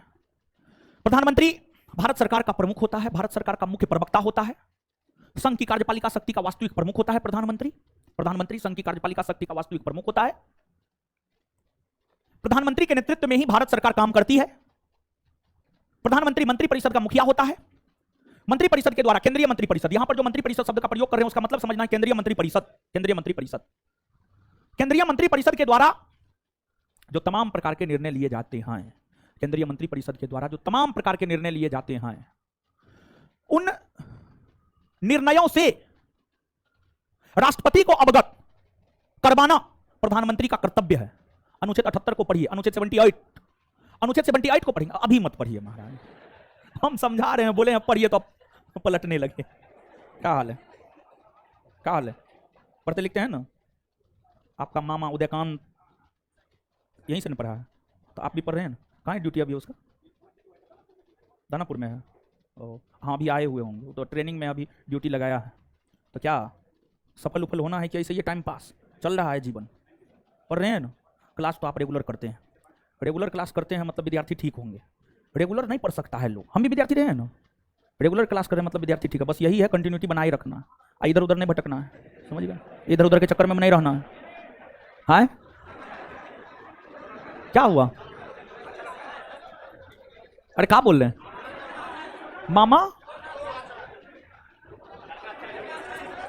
और लड़का अच्छा है? ओ अच्छा, ठीक। चलिए, हाय सुनिए, हीरा ठाकुर है। हीरा ठाकुर तो कोई मूवी में है, हो सूर्यवंशम। हाँ, हीरा ठाकुर अमिताभ बच्चन का नाम था। हीरा ठाकुर जैसी बीबी मिल जाए जिंदगी स्वर्ग बन जाएगा महाराज। वैसी बीबी मिले तब तो मिलेगी, नहीं मिलेगी, नहीं मिलेगी। चलिए आगे आइए। प्रधानमंत्री की अगर आप बात करेंगे तो प्रधानमंत्री के विषय में हमने आपको बतलाया है। प्रधानमंत्री भारत सरकार के मुख्य प्रवक्ता होते हैं, भारत सरकार के संचालनकर्ता होते हैं। केंद्रीय मंत्रिपरिषद जो तमाम निर्णय लेते हैं उसे राष्ट्रपति को अवगत प्रधानमंत्री करवाते हैं। प्रधानमंत्री लोकसभा का नेता होता है, भारत सरकार की नीतियों का मुख्य प्रवक्ता होता है। जैसे हर राजनीतिक पार्टी का अपना प्रवक्ता होता है, उसी प्रकार से भारत सरकार का मुख्य प्रवक्ता प्रधानमंत्री ही होते हैं। प्रधानमंत्री संघ की कार्यपालिका शक्ति के वास्तविक प्रमुख होते हैं। अगर आप प्रधानमंत्री को देखेंगे तो भारत का प्रधानमंत्री बनने के लिए एकदम निम्न योग्यता है। भारत का नागरिक हो, उम्र कम से कम 25 वर्ष हो, लोकसभा या राज्यसभा दोनों में से किसी भी एक सदन का सदस्य हो। यहां पर सदस्य हो, यहां पर योग्यता वाली बात नहीं है, यहां पर सदस्य हो। अगर सदस्य नहीं है तो 6 माह के भीतर सदस्यता लेनी पड़ेगी।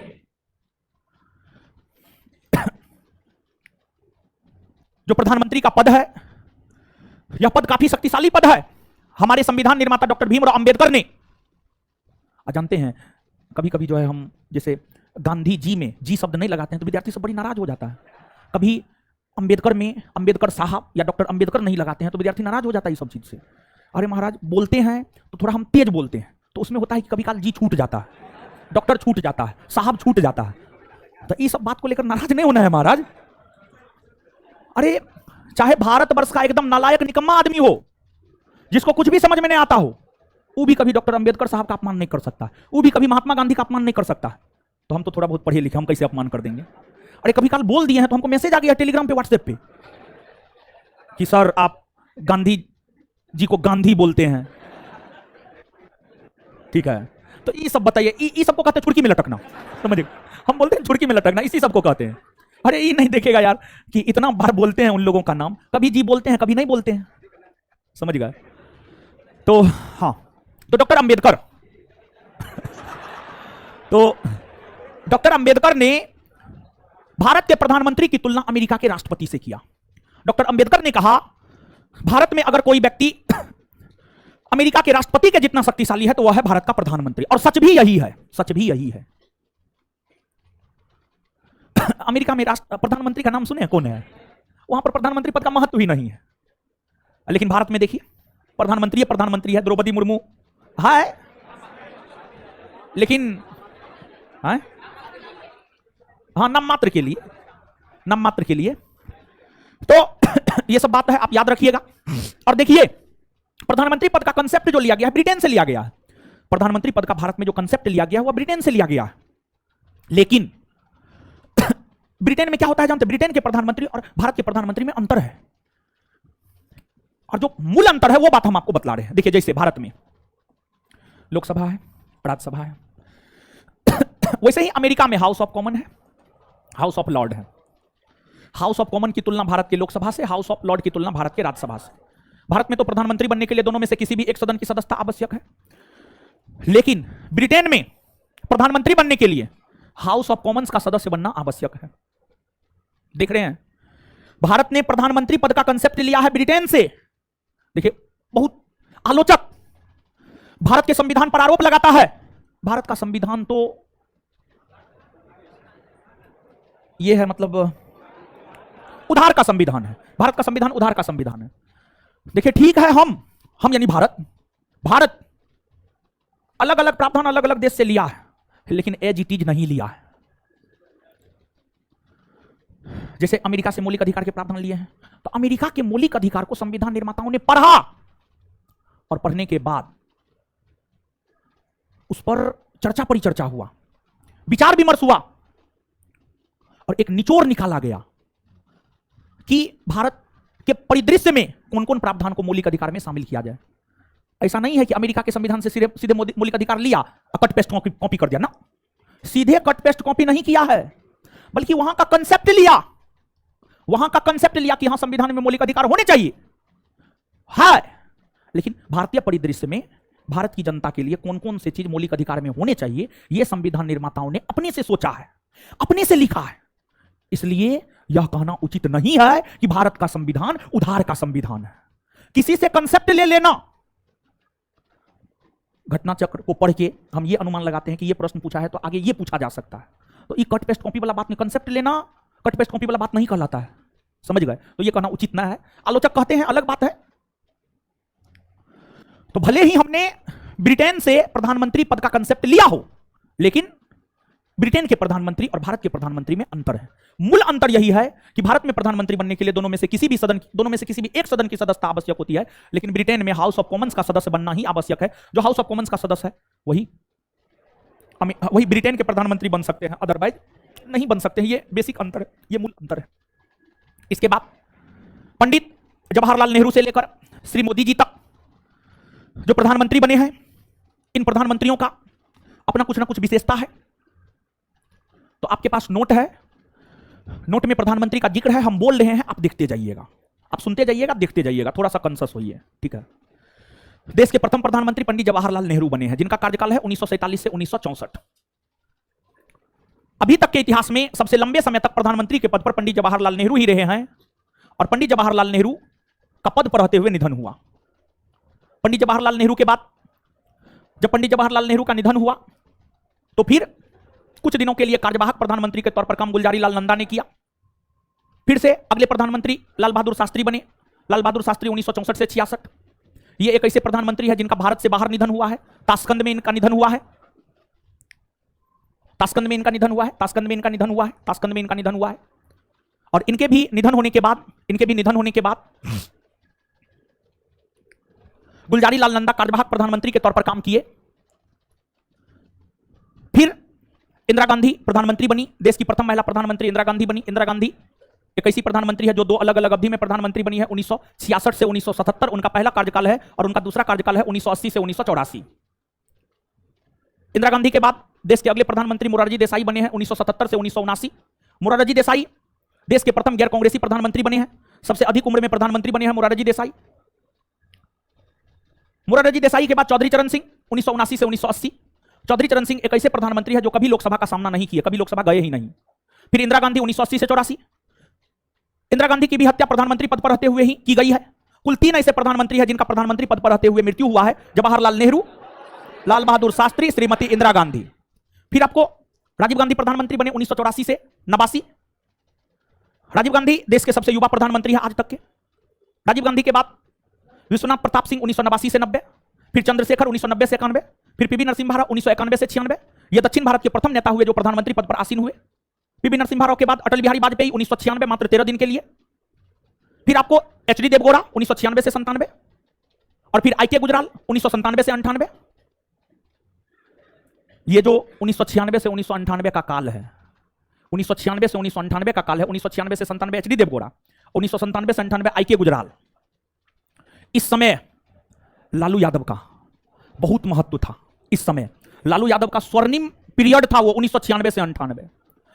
उस समय लालू यादव का रुतबा, भले वो बिहार से थे, सिर्फ और सिर्फ बिहार से थे, वो अलग बात है, लेकिन उस समय लालू यादव का रुतबा आज के प्रधानमंत्री मोदी जी के रुतबा से कम नहीं था। उस समय लालू यादव के एक फोन पर प्रधानमंत्री त्यागपत्र दे देता था, नया प्रधानमंत्री बन जाता था। वो ऐसा दौर था, समझ गए। तो हर किसी का एक समय आता है, आज तो उनको कोई नहीं पूछता है। अब तो मुंह से आवाज तक नहीं निकलता है। हमको लड़का बता रहा था, ये एनसीएल वाला जो मामला है, Bihar police excise 689 post, EWS और एनसीएल, ये दो मामला चल रहा है। पता नहीं आप लोग जानते हैं या नहीं जानते हैं। उसमें जो है 200-300 विद्यार्थी, 315 विद्यार्थी इफेक्टेड है इससे। 315 विद्यार्थी इफेक्टेड है। तो वो 315 विद्यार्थी में से कुछ विद्यार्थी उनसे मिलने के लिए गया, तो मिलाया वहां के लोग, ठीक है। विद्यार्थी ये सब बता रहा था हमको, कल आया था, परसों आया था, आज भी आया था वो सब। तो बता रहा था कि हम लोग मिले तो जो है दूर से ही, मतलब डिस्टेंस में, बीमारी भी है उनको बहुत सारा, डॉक्टर परहेज करने के लिए बोला है। तो दूर से ही बोला कि उनके साथ में और भी कोई लोग था, तो बताइए क्या प्रॉब्लम है। तो विद्यार्थी सब अपना बताया, तो बोला कि वो कुछ बोलबे नहीं किए, सीधा इशारा मतलब जाइए, ठीक है। तो फिर उनके जो साथ में थे वो बोले ठीक है साहब, जो है सुन लिए हैं, तेजस्वी को बोल देंगे, तेजस्वी संज्ञान में लेंगे। ये बात विद्यार्थी को बोला गया, जो विद्यार्थी हमको बतलाया है, समझ गए। तो हर किसी का अपना एक समय होता है, समझ गए। 1996 से 97 एचडी देवगौड़ा, 97 से 98 आईके गुजराल, फिर अटल बिहारी वाजपेयी 1998 से 2004, फिर अटल बिहारी वाजपेयी 1998 से 2004, 2002 है भट, 2004 होगा, उसको काट करके 2004 कर लीजिएगा, 2004, और फिर मनमोहन सिंह 2004 से 2014, और फिर नरेंद्र मोदी 2014 से अब तक, 2014 से अब तक। तो देखिए इससे क्या स्पष्ट होता है, प्रधानमंत्री का कार्यकाल कुछ होता है जी। आप देख रहे हैं कोई 13 दिन के लिए बन रहा है, कोई 1 साल के लिए, कोई 2 साल के लिए, कोई 5 साल के लिए। और फिर मनमोहन सिंह 2004 से 2014, और फिर नरेंद्र मोदी 2014 से अब तक, 2014 से अब तक। तो देखिए इससे क्या स्पष्ट होता है, प्रधानमंत्री का कार्यकाल कुछ होता है जी। आप देख रहे हैं कोई 13 दिन के लिए बन रहा है, कोई 1 साल के लिए, कोई 2 साल के लिए, कोई 5 साल के लिए, कोई 10 साल के लिए, कोई 17 साल के लिए, कोई 16 साल के लिए। तो यह चीज हमें यह बतलाता है कि प्रधानमंत्री का कोई कार्यकाल नहीं होता है। कोई भी व्यक्ति प्रधानमंत्री पद पर तब तक रहता है जब तक कि उसे लोकसभा में बहुमत प्राप्त होता है, और प्रधानमंत्री को पद की शपथ राष्ट्रपति दिलाता है। प्रधानमंत्री अपना त्यागपत्र राष्ट्रपति को देता है, उसका कोई कार्यकाल नहीं होता है, बल्कि वह तब तक अपने पद पर बना रहता है जब तक कि उसे लोकसभा में बहुमत प्राप्त होता है। और प्रधानमंत्री को पद से हटाने के लिए अविश्वास प्रस्ताव लोकसभा में लाया जाता है। अब देखिए इन प्रधानमंत्रियों की कुछ ना कुछ विशेषता है, तो गौर से सुनिएगा। कुल 6 ऐसे प्रधानमंत्री हैं जो प्रधानमंत्री बनने से पहले मुख्यमंत्री रहे हैं। मोरारजी देसाई, चौधरी चरण सिंह, विश्वनाथ प्रताप सिंह, पीवी नरसिम्हा राव, एचडी देवगौड़ा, नरेंद्र मोदी। ये 6 ऐसे प्रधानमंत्री हैं जो प्रधानमंत्री बनने से पहले मुख्यमंत्री रहे हैं। इसके बाद 3 ऐसे प्रधानमंत्री हैं जिनका प्रधानमंत्री पद पर रहते हुए निधन हुआ है, जवाहरलाल नेहरू, लाल बहादुर शास्त्री, इंदिरा गांधी। इसके बाद सबसे अधिक उम्र में प्रधानमंत्री मोरारजी देसाई बने हैं, सबसे कम उम्र में राजीव गांधी। प्रथम गैर कांग्रेसी प्रधानमंत्री मोरारजी देसाई बने हैं। लोकसभा का सामना न करने वाले प्रधानमंत्री चौधरी चरण सिंह बने हैं। और विश्वास प्रस्ताव द्वारा 2 प्रधानमंत्री को हटाया गया है, विश्वनाथ प्रताप सिंह और अटल बिहारी वाजपेयी। दक्षिण भारत से आने वाले प्रथम प्रधानमंत्री बने हैं पीवी नरसिम्हा राव। एक कार्यकाल में सबसे कम समय तक प्रधानमंत्री के पद पर हैं अटल बिहारी वाजपेयी। सबसे लंबे समय तक प्रधानमंत्री के पद पर अभी तक रहे पंडित जवाहरलाल नेहरू। और इंदिरा गांधी, मनमोहन सिंह, एचडी देवगौड़ा, आईके गुजराल ऐसे प्रधानमंत्री हैं जो राज्यसभा के सदस्य रहे हैं। ये सब प्रधानमंत्री की विशेषता है, ये सब बात आप याद रखिएगा। प्रधानमंत्री के बाद उप प्रधानमंत्री का पद है। उप प्रधानमंत्री पद की अगर आप बात करेंगे तो जो उप प्रधानमंत्री का पद है यह कोई संवैधानिक पद नहीं है, बल्कि राजनीतिक तौर पर किसी को संतुष्ट करने के लिए समय समय पर उप प्रधानमंत्री का पद प्रधानमंत्री ले आते हैं। जैसे पंडित जवाहरलाल नेहरू के समय अटल बिहारी वाजपेयी के समय, इंदिरा गांधी के समय, मोरारजी देसाई के समय, विश्वनाथ प्रताप सिंह के समय, चंद्रशेखर के समय उप प्रधानमंत्री का पद लाया गया। और उप प्रधानमंत्री को लेकर आप यह मत समझ जाइएगा कि अगर प्रधानमंत्री ना है तो काम उप प्रधानमंत्री करेंगे, ऐसा कोई जरूरी नहीं है, एकदम से जरूरी नहीं है। उप प्रधानमंत्री कर भी सकते हैं या नहीं भी कर सकते हैं। यह जरूरी नहीं है कि प्रधानमंत्री नहीं है तो उप प्रधानमंत्री ही काम करेंगे, ना, एकदम नहीं। जैसे मंत्रिमंडल की अध्यक्षता, प्रधानमंत्री है तो प्रधानमंत्री करेंगे, अगर नहीं है तो क्या उप प्रधानमंत्री करेंगे? नहीं, एकदम नहीं, कभी नहीं। और उप प्रधानमंत्री की अगर आप बात करेंगे तो उप प्रधानमंत्री एक प्रकार का कैबिनेट मंत्री होता है। उप प्रधानमंत्री एक प्रकार का कैबिनेट मंत्री होता है। देश के प्रथम उप प्रधानमंत्री सरदार वल्लभ भाई पटेल बने हैं। जवाहरलाल नेहरू के समय सरदार वल्लभ भाई पटेल देश के उप प्रधानमंत्री हुआ करते थे। इंदिरा गांधी के समय मोरारजी देसाई देश के उप प्रधानमंत्री हुआ करते थे। मोरारजी देसाई के समय चौधरी चरण सिंह और जगजीवन राम उप प्रधानमंत्री हुआ करते थे। फिर आपको विश्वनाथ प्रताप सिंह के समय देवीलाल उप प्रधानमंत्री के पद पर हुआ करते थे। फिर आपको चंद्रशेखर के समय भी देवीलाल ही हुआ करते थे। फिर आपको अटल बिहारी वाजपेयी के समय लालकृष्ण आडवाणी उप प्रधानमंत्री के पद पर हुआ करते थे। और फिर आपको चौधरी चरण सिंह के समय वाईबी चौहान होगा, वाईबी चौहान उप प्रधानमंत्री के पद पर हुआ करते थे। वाईबी चौहान उप प्रधानमंत्री के पद पर हुआ करते थे। तो देखिए, ध्यान दीजिएगा, एक प्रश्न आपके नोट में दिया हुआ है, निम्न में कौन भारत के प्रधानमंत्री रहे हैं? इसी प्रकार के प्रश्न आपके बिहार दरोगा परीक्षा में पूछे गए हैं। और ध्यान दीजिएगा, उप प्रधानमंत्री में एक बात आपको याद रखना अति आवश्यक है, वह बात यह है कौन कौन उप प्रधानमंत्री पद पर आसीन हुए हैं। तो प्रधानमंत्री पद पर देखिए कितने लोग आसीन हुए हैं। सरदार वल्लभ भाई पटेल जो कि देश के प्रथम उप प्रधानमंत्री, मोरारजी देसाई, जगजीवन राम, देवीलाल, लालकृष्ण आडवाणी, चौधरी चरण सिंह, वाईबी चौहान। कितने लोग हुए? 7 चौके बाद 7 लोग उप प्रधानमंत्री पद पर आसीन हुए। कौन किसके समय हुए हैं नोट में दिया हुआ है, बता भी दिया, याद रख लीजिएगा। बस यही बात याद रखना, इसके अलावा कुछ भी याद रखने की जरूरत नहीं है। उप प्रधानमंत्री के बाद अगला पद है महान्यायवादी का पद। देखिए, महान्यायवादी के पद की अगर आप बात करेंगे तो महान्यायवादी, इसकी चर्चा है अनुच्छेद 76 में। अंग्रेजी होता है अटॉर्नी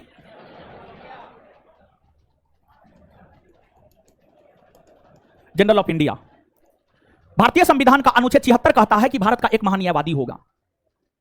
जो महान्यायवादी होता है यह भारत सरकार का कानूनी सलाहकार होता है या भारत सरकार का वकील होता है। भारत सरकार को कानूनी मसले पर सलाह महान्यायवादी ही देता है। भारत सरकार को कानूनी मसले पर सलाह महान्यायवादी ही देता है। भारत के भीतर किसी भी न्यायालय में अगर भारत सरकार पर केस या मुकदमा हुआ है तो भारत सरकार का पक्ष देश के भीतर किसी भी न्यायालय में महान्यायवादी ही रखता है। महान्यायवादी को ही उसके कार्यों में सलाह एवं सहयोग देने के लिए सॉलिसिटर जनरल होता है। सॉलिसिटर जनरल ऑफ इंडिया होता है महान्यायवादी को ही उसके कार्यों में सलाह एवं सहयोग देने के लिए। महान्यायवादी एक संवैधानिक पद है। महान्यायवादी के तौर पर उस व्यक्ति को नियुक्त किया जाता है जिसमें सुप्रीम कोर्ट के न्यायाधीश बनने की योग्यता होती है। जिसमें सुप्रीम कोर्ट के न्यायाधीश बनने की योग्यता होती है उसी व्यक्ति को महान्यायवादी के तौर पर नियुक्त किया जाता है। महान्यायवादी का कोई कार्यकाल नहीं होता है। यह राष्ट्रपति के प्रसाद प्रयत्न पद है। राष्ट्रपति चाहे तो किसी व्यक्ति को 2 दिन तक ही बनाकर रख सकता है। राष्ट्रपति चाहे तो 20 वर्ष तक भी किसी व्यक्ति को महान्यायवादी के पद पर बनाकर रख सकता है। तो महान्यायवादी का कोई कार्यकाल नहीं होता है। यह राष्ट्रपति के प्रसाद प्रयत्न पद होता है। और महान्यायवादी को 2,50,000 रुपया वेतन मिलता है। 2,50,000 क्या लिखा है नोट में? वही होगा 2,50,000 रुपया वेतन मिलता है। और महान्यायवादी को पद से राष्ट्रपति ही हटाते हैं। राष्ट्रपति प्रधानमंत्री और मंत्रिपरिषद के सलाह पर हटाते हैं। महान्यायवादी ना लोकसभा का सदस्य होता है ना राज्यसभा का सदस्य होता है, लेकिन फिर भी महान्यायवादी को लोकसभा में भी बैठने का अधिकार होता है, राज्यसभा में भी बैठने का अधिकार होता है। और लोकसभा और राज्यसभा में बैठने का ही अधिकार नहीं होता है बल्कि बोलने का भी अधिकार होता है। सिर्फ मतदान करने का अधिकार नहीं होता है। और लोकसभा और राज्यसभा में ही नहीं बल्कि महान्यायवादी को संसदीय समिति की बैठकों में भी बैठने का अधिकार होता है, बोलने का अधिकार होता है। तो संसद की बैठक में, संसदीय समिति की बैठक में महान्यायवादी बैठ सकते हैं, बोल सकते हैं। पूछा जाता है कौन ऐसे पदाधिकारी है जो संसद की बैठक में बैठ सकता है, बोल सकता है लेकिन मतदान नहीं कर सकता है? तो आंसर हो जाएगा महान्यायवादी। और पद पर रहते हुए निजी प्रैक्टिस कर सकता है। लेकिन होता यह है कि अगर कोई केस मुकदमा है उसमें एक पक्षकार भारत सरकार है तब नहीं करेगा। अगर एक पक्षकार भारत सरकार नहीं है तब कर सकते हैं। और आज तक एमसी शीतलबार से लेकर गिरीश चंद्र मुर्मू, श्री वेंकट रमनी, आर वेंकट रमनी, गिरीश चंद्र मुर्मू के है आर वेंकट रमनी, एमसी शीतलबार से लेकर आर वेंकट रमनी तक महान्यायवादी बने हैं। जिसमें एमसी शीतलबार देश के प्रथम महान्यायवादी बने हैं। और संभवतः महान्यायवादी के तौर पर सबसे लंबा कार्यकाल एमसी शीतलवार का ही है, और सबसे छोटा कार्यकाल है शोले सोराबजी। शोले सोराबजी का महान्यायवादी के तौर पर सबसे छोटा कार्यकाल है, वही महान्यायवादी के तौर पर सबसे लंबा कार्यकाल है एमसी शीतलवार।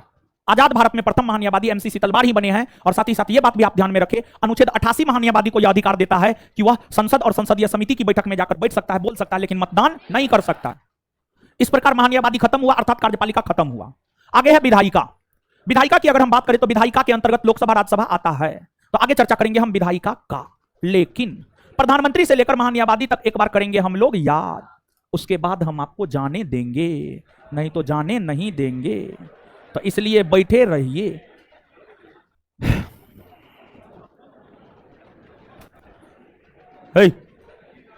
पंडित जी, पंडित जी, पांडे जी का शादी ब्याह बहुत पहले लग रहा था, शादी ब्याह नहीं हुआ है जी। एक बार हमको मैसेज की थी, सर मेरा शादी लग रहा है, हमको टेंशन हो रहा है। ठीक है, तो भले नहीं हुआ, नौकरी वोकरी कर लीजिए। देखिए सब लड़की को बोल रहे हैं, जिसका शादी हो गया उसका छोड़िए, शादीशुदा तो आज नजर आएगी नहीं, आज तो परब उरब है, कुछ है। जिसका हो गया ठीक है, जिसका नहीं हुआ है, जब तक नौकरी नहीं तब तक शादी नहीं। क्या वही महिला वाला काम कीजिएगा, बच्चा खिलाइएगा, खाना बनाइएगा जीवन भर, समझ गए। तो जब तक शादी नहीं हुआ है, प्रयास ये कीजिए नौकरी लेकर के शादी करें, और बेरोजगार से शादी करें, और उससे खाना बनवाएं, और उससे बच्चा का पालन पोषण करवाएं। काम ये होना चाहिए, समझे। तो पुरानी परंपरा को तोड़िए आप लोग, समझे। और दहेज आप लोग लीजिए लड़का से, बेरोजगार लड़का शादी कीजिए और कहिए दहेज दो तब शादी करेंगे, समझे। चलिए अब आइए। लेकिन जानते हैं लड़का है क्या सब रख ले रहते हैं, लड़का बेरोजगार लड़की से शादी कर लेगा, लेकिन लड़की नहीं करेगी। अगर लड़की को जॉब हो गया तो ये सब बेरोजगार लड़का से शादी नहीं करेगी, पक्का नहीं करेगी। लेकिन बेरोजगार लड़का से शादी करने के बहुत फायदे हैं, दबा के रखिएगा जी। अरे सब चीज पैसा थोड़े होता है, सब चीज पैसा नहीं होता है, कभी कभी शासन करना भी लड़का पे जरूरी होता है, समझे। है लड़का को आरक्षण। एक अपने यहां पढ़ने वाली थी, रूपम सिंह, बेगूसराय की है, उसका शादी लग रहा था, तो हम बोले उसको कि जो है ऐसा कीजिए ना, बेरोजगार से शादी कीजिए। तो सीधे ना कर दिखा ही ना, बेरोजगार से कैसे करेंगे। देखिए हर कोई, देखिए अगर किसी को 500 आ रहा है ना, वो चाहता है 15,000 कैसे आ जाए।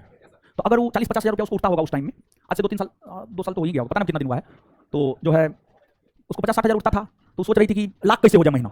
मतलब हस्बैंड भी होना चाहिए जॉब में, हस्बैंड भी उसका जॉब में ही है, इनकम टैक्स ऑफिसर है, SSC CGL, समझ गए। तो आइए, तो भारत सरकार का प्रमुख कौन होता है? प्रधानमंत्री होता है। भारत सरकार का प्रमुख कौन होता है? संघ की कार्यपालिका का वास्तविक प्रमुख प्रधानमंत्री। प्रधानमंत्री को शपथ कौन दिलाता है? कौन दिलाता है? राष्ट्रपति। प्रधानमंत्री अपना त्यागपत्र किसे देता है?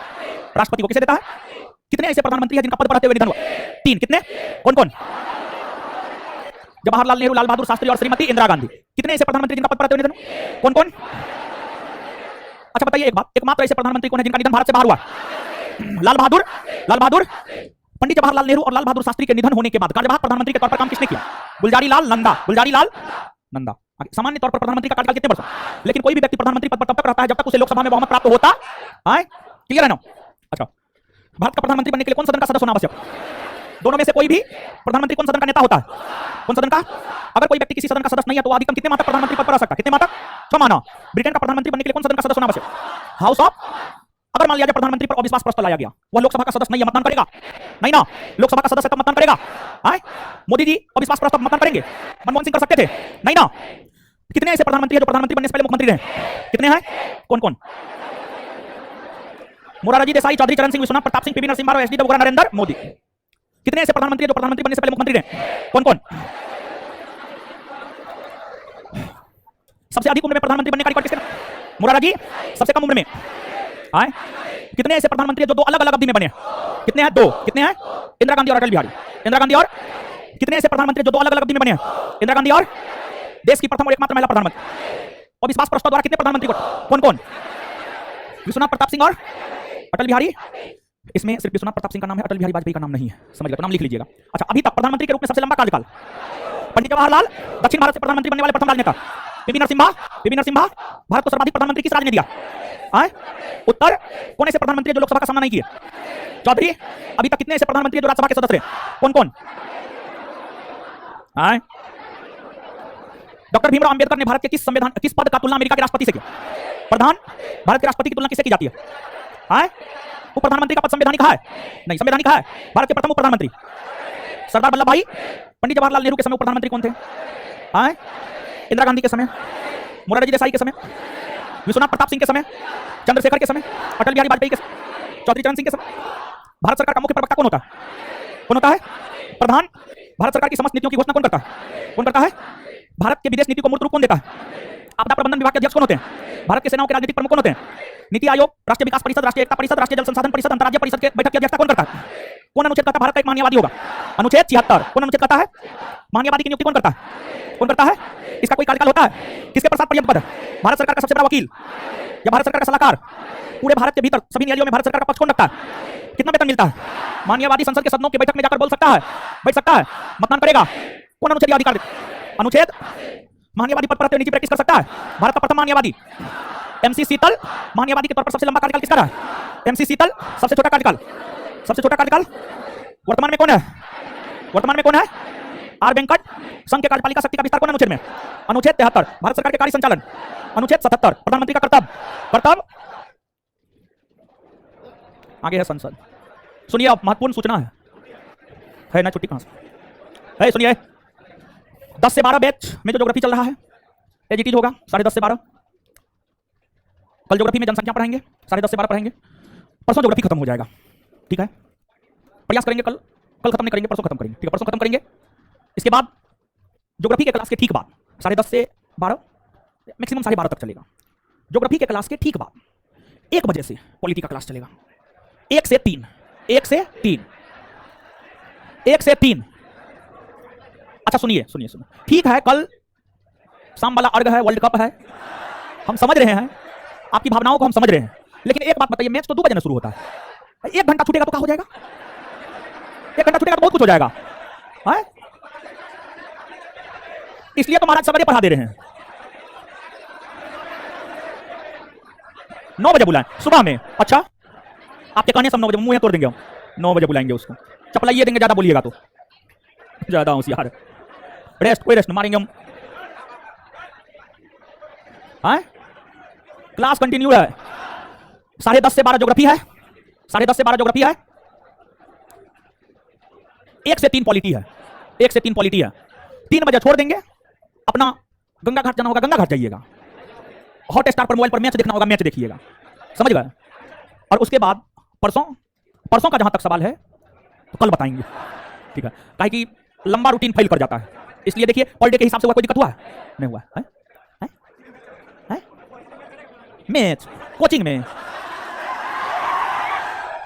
अच्छा 3 बजे के बाद चला देंगे, 3 बजे के बाद चलवा देंगे क्लास के बाद, ठीक है?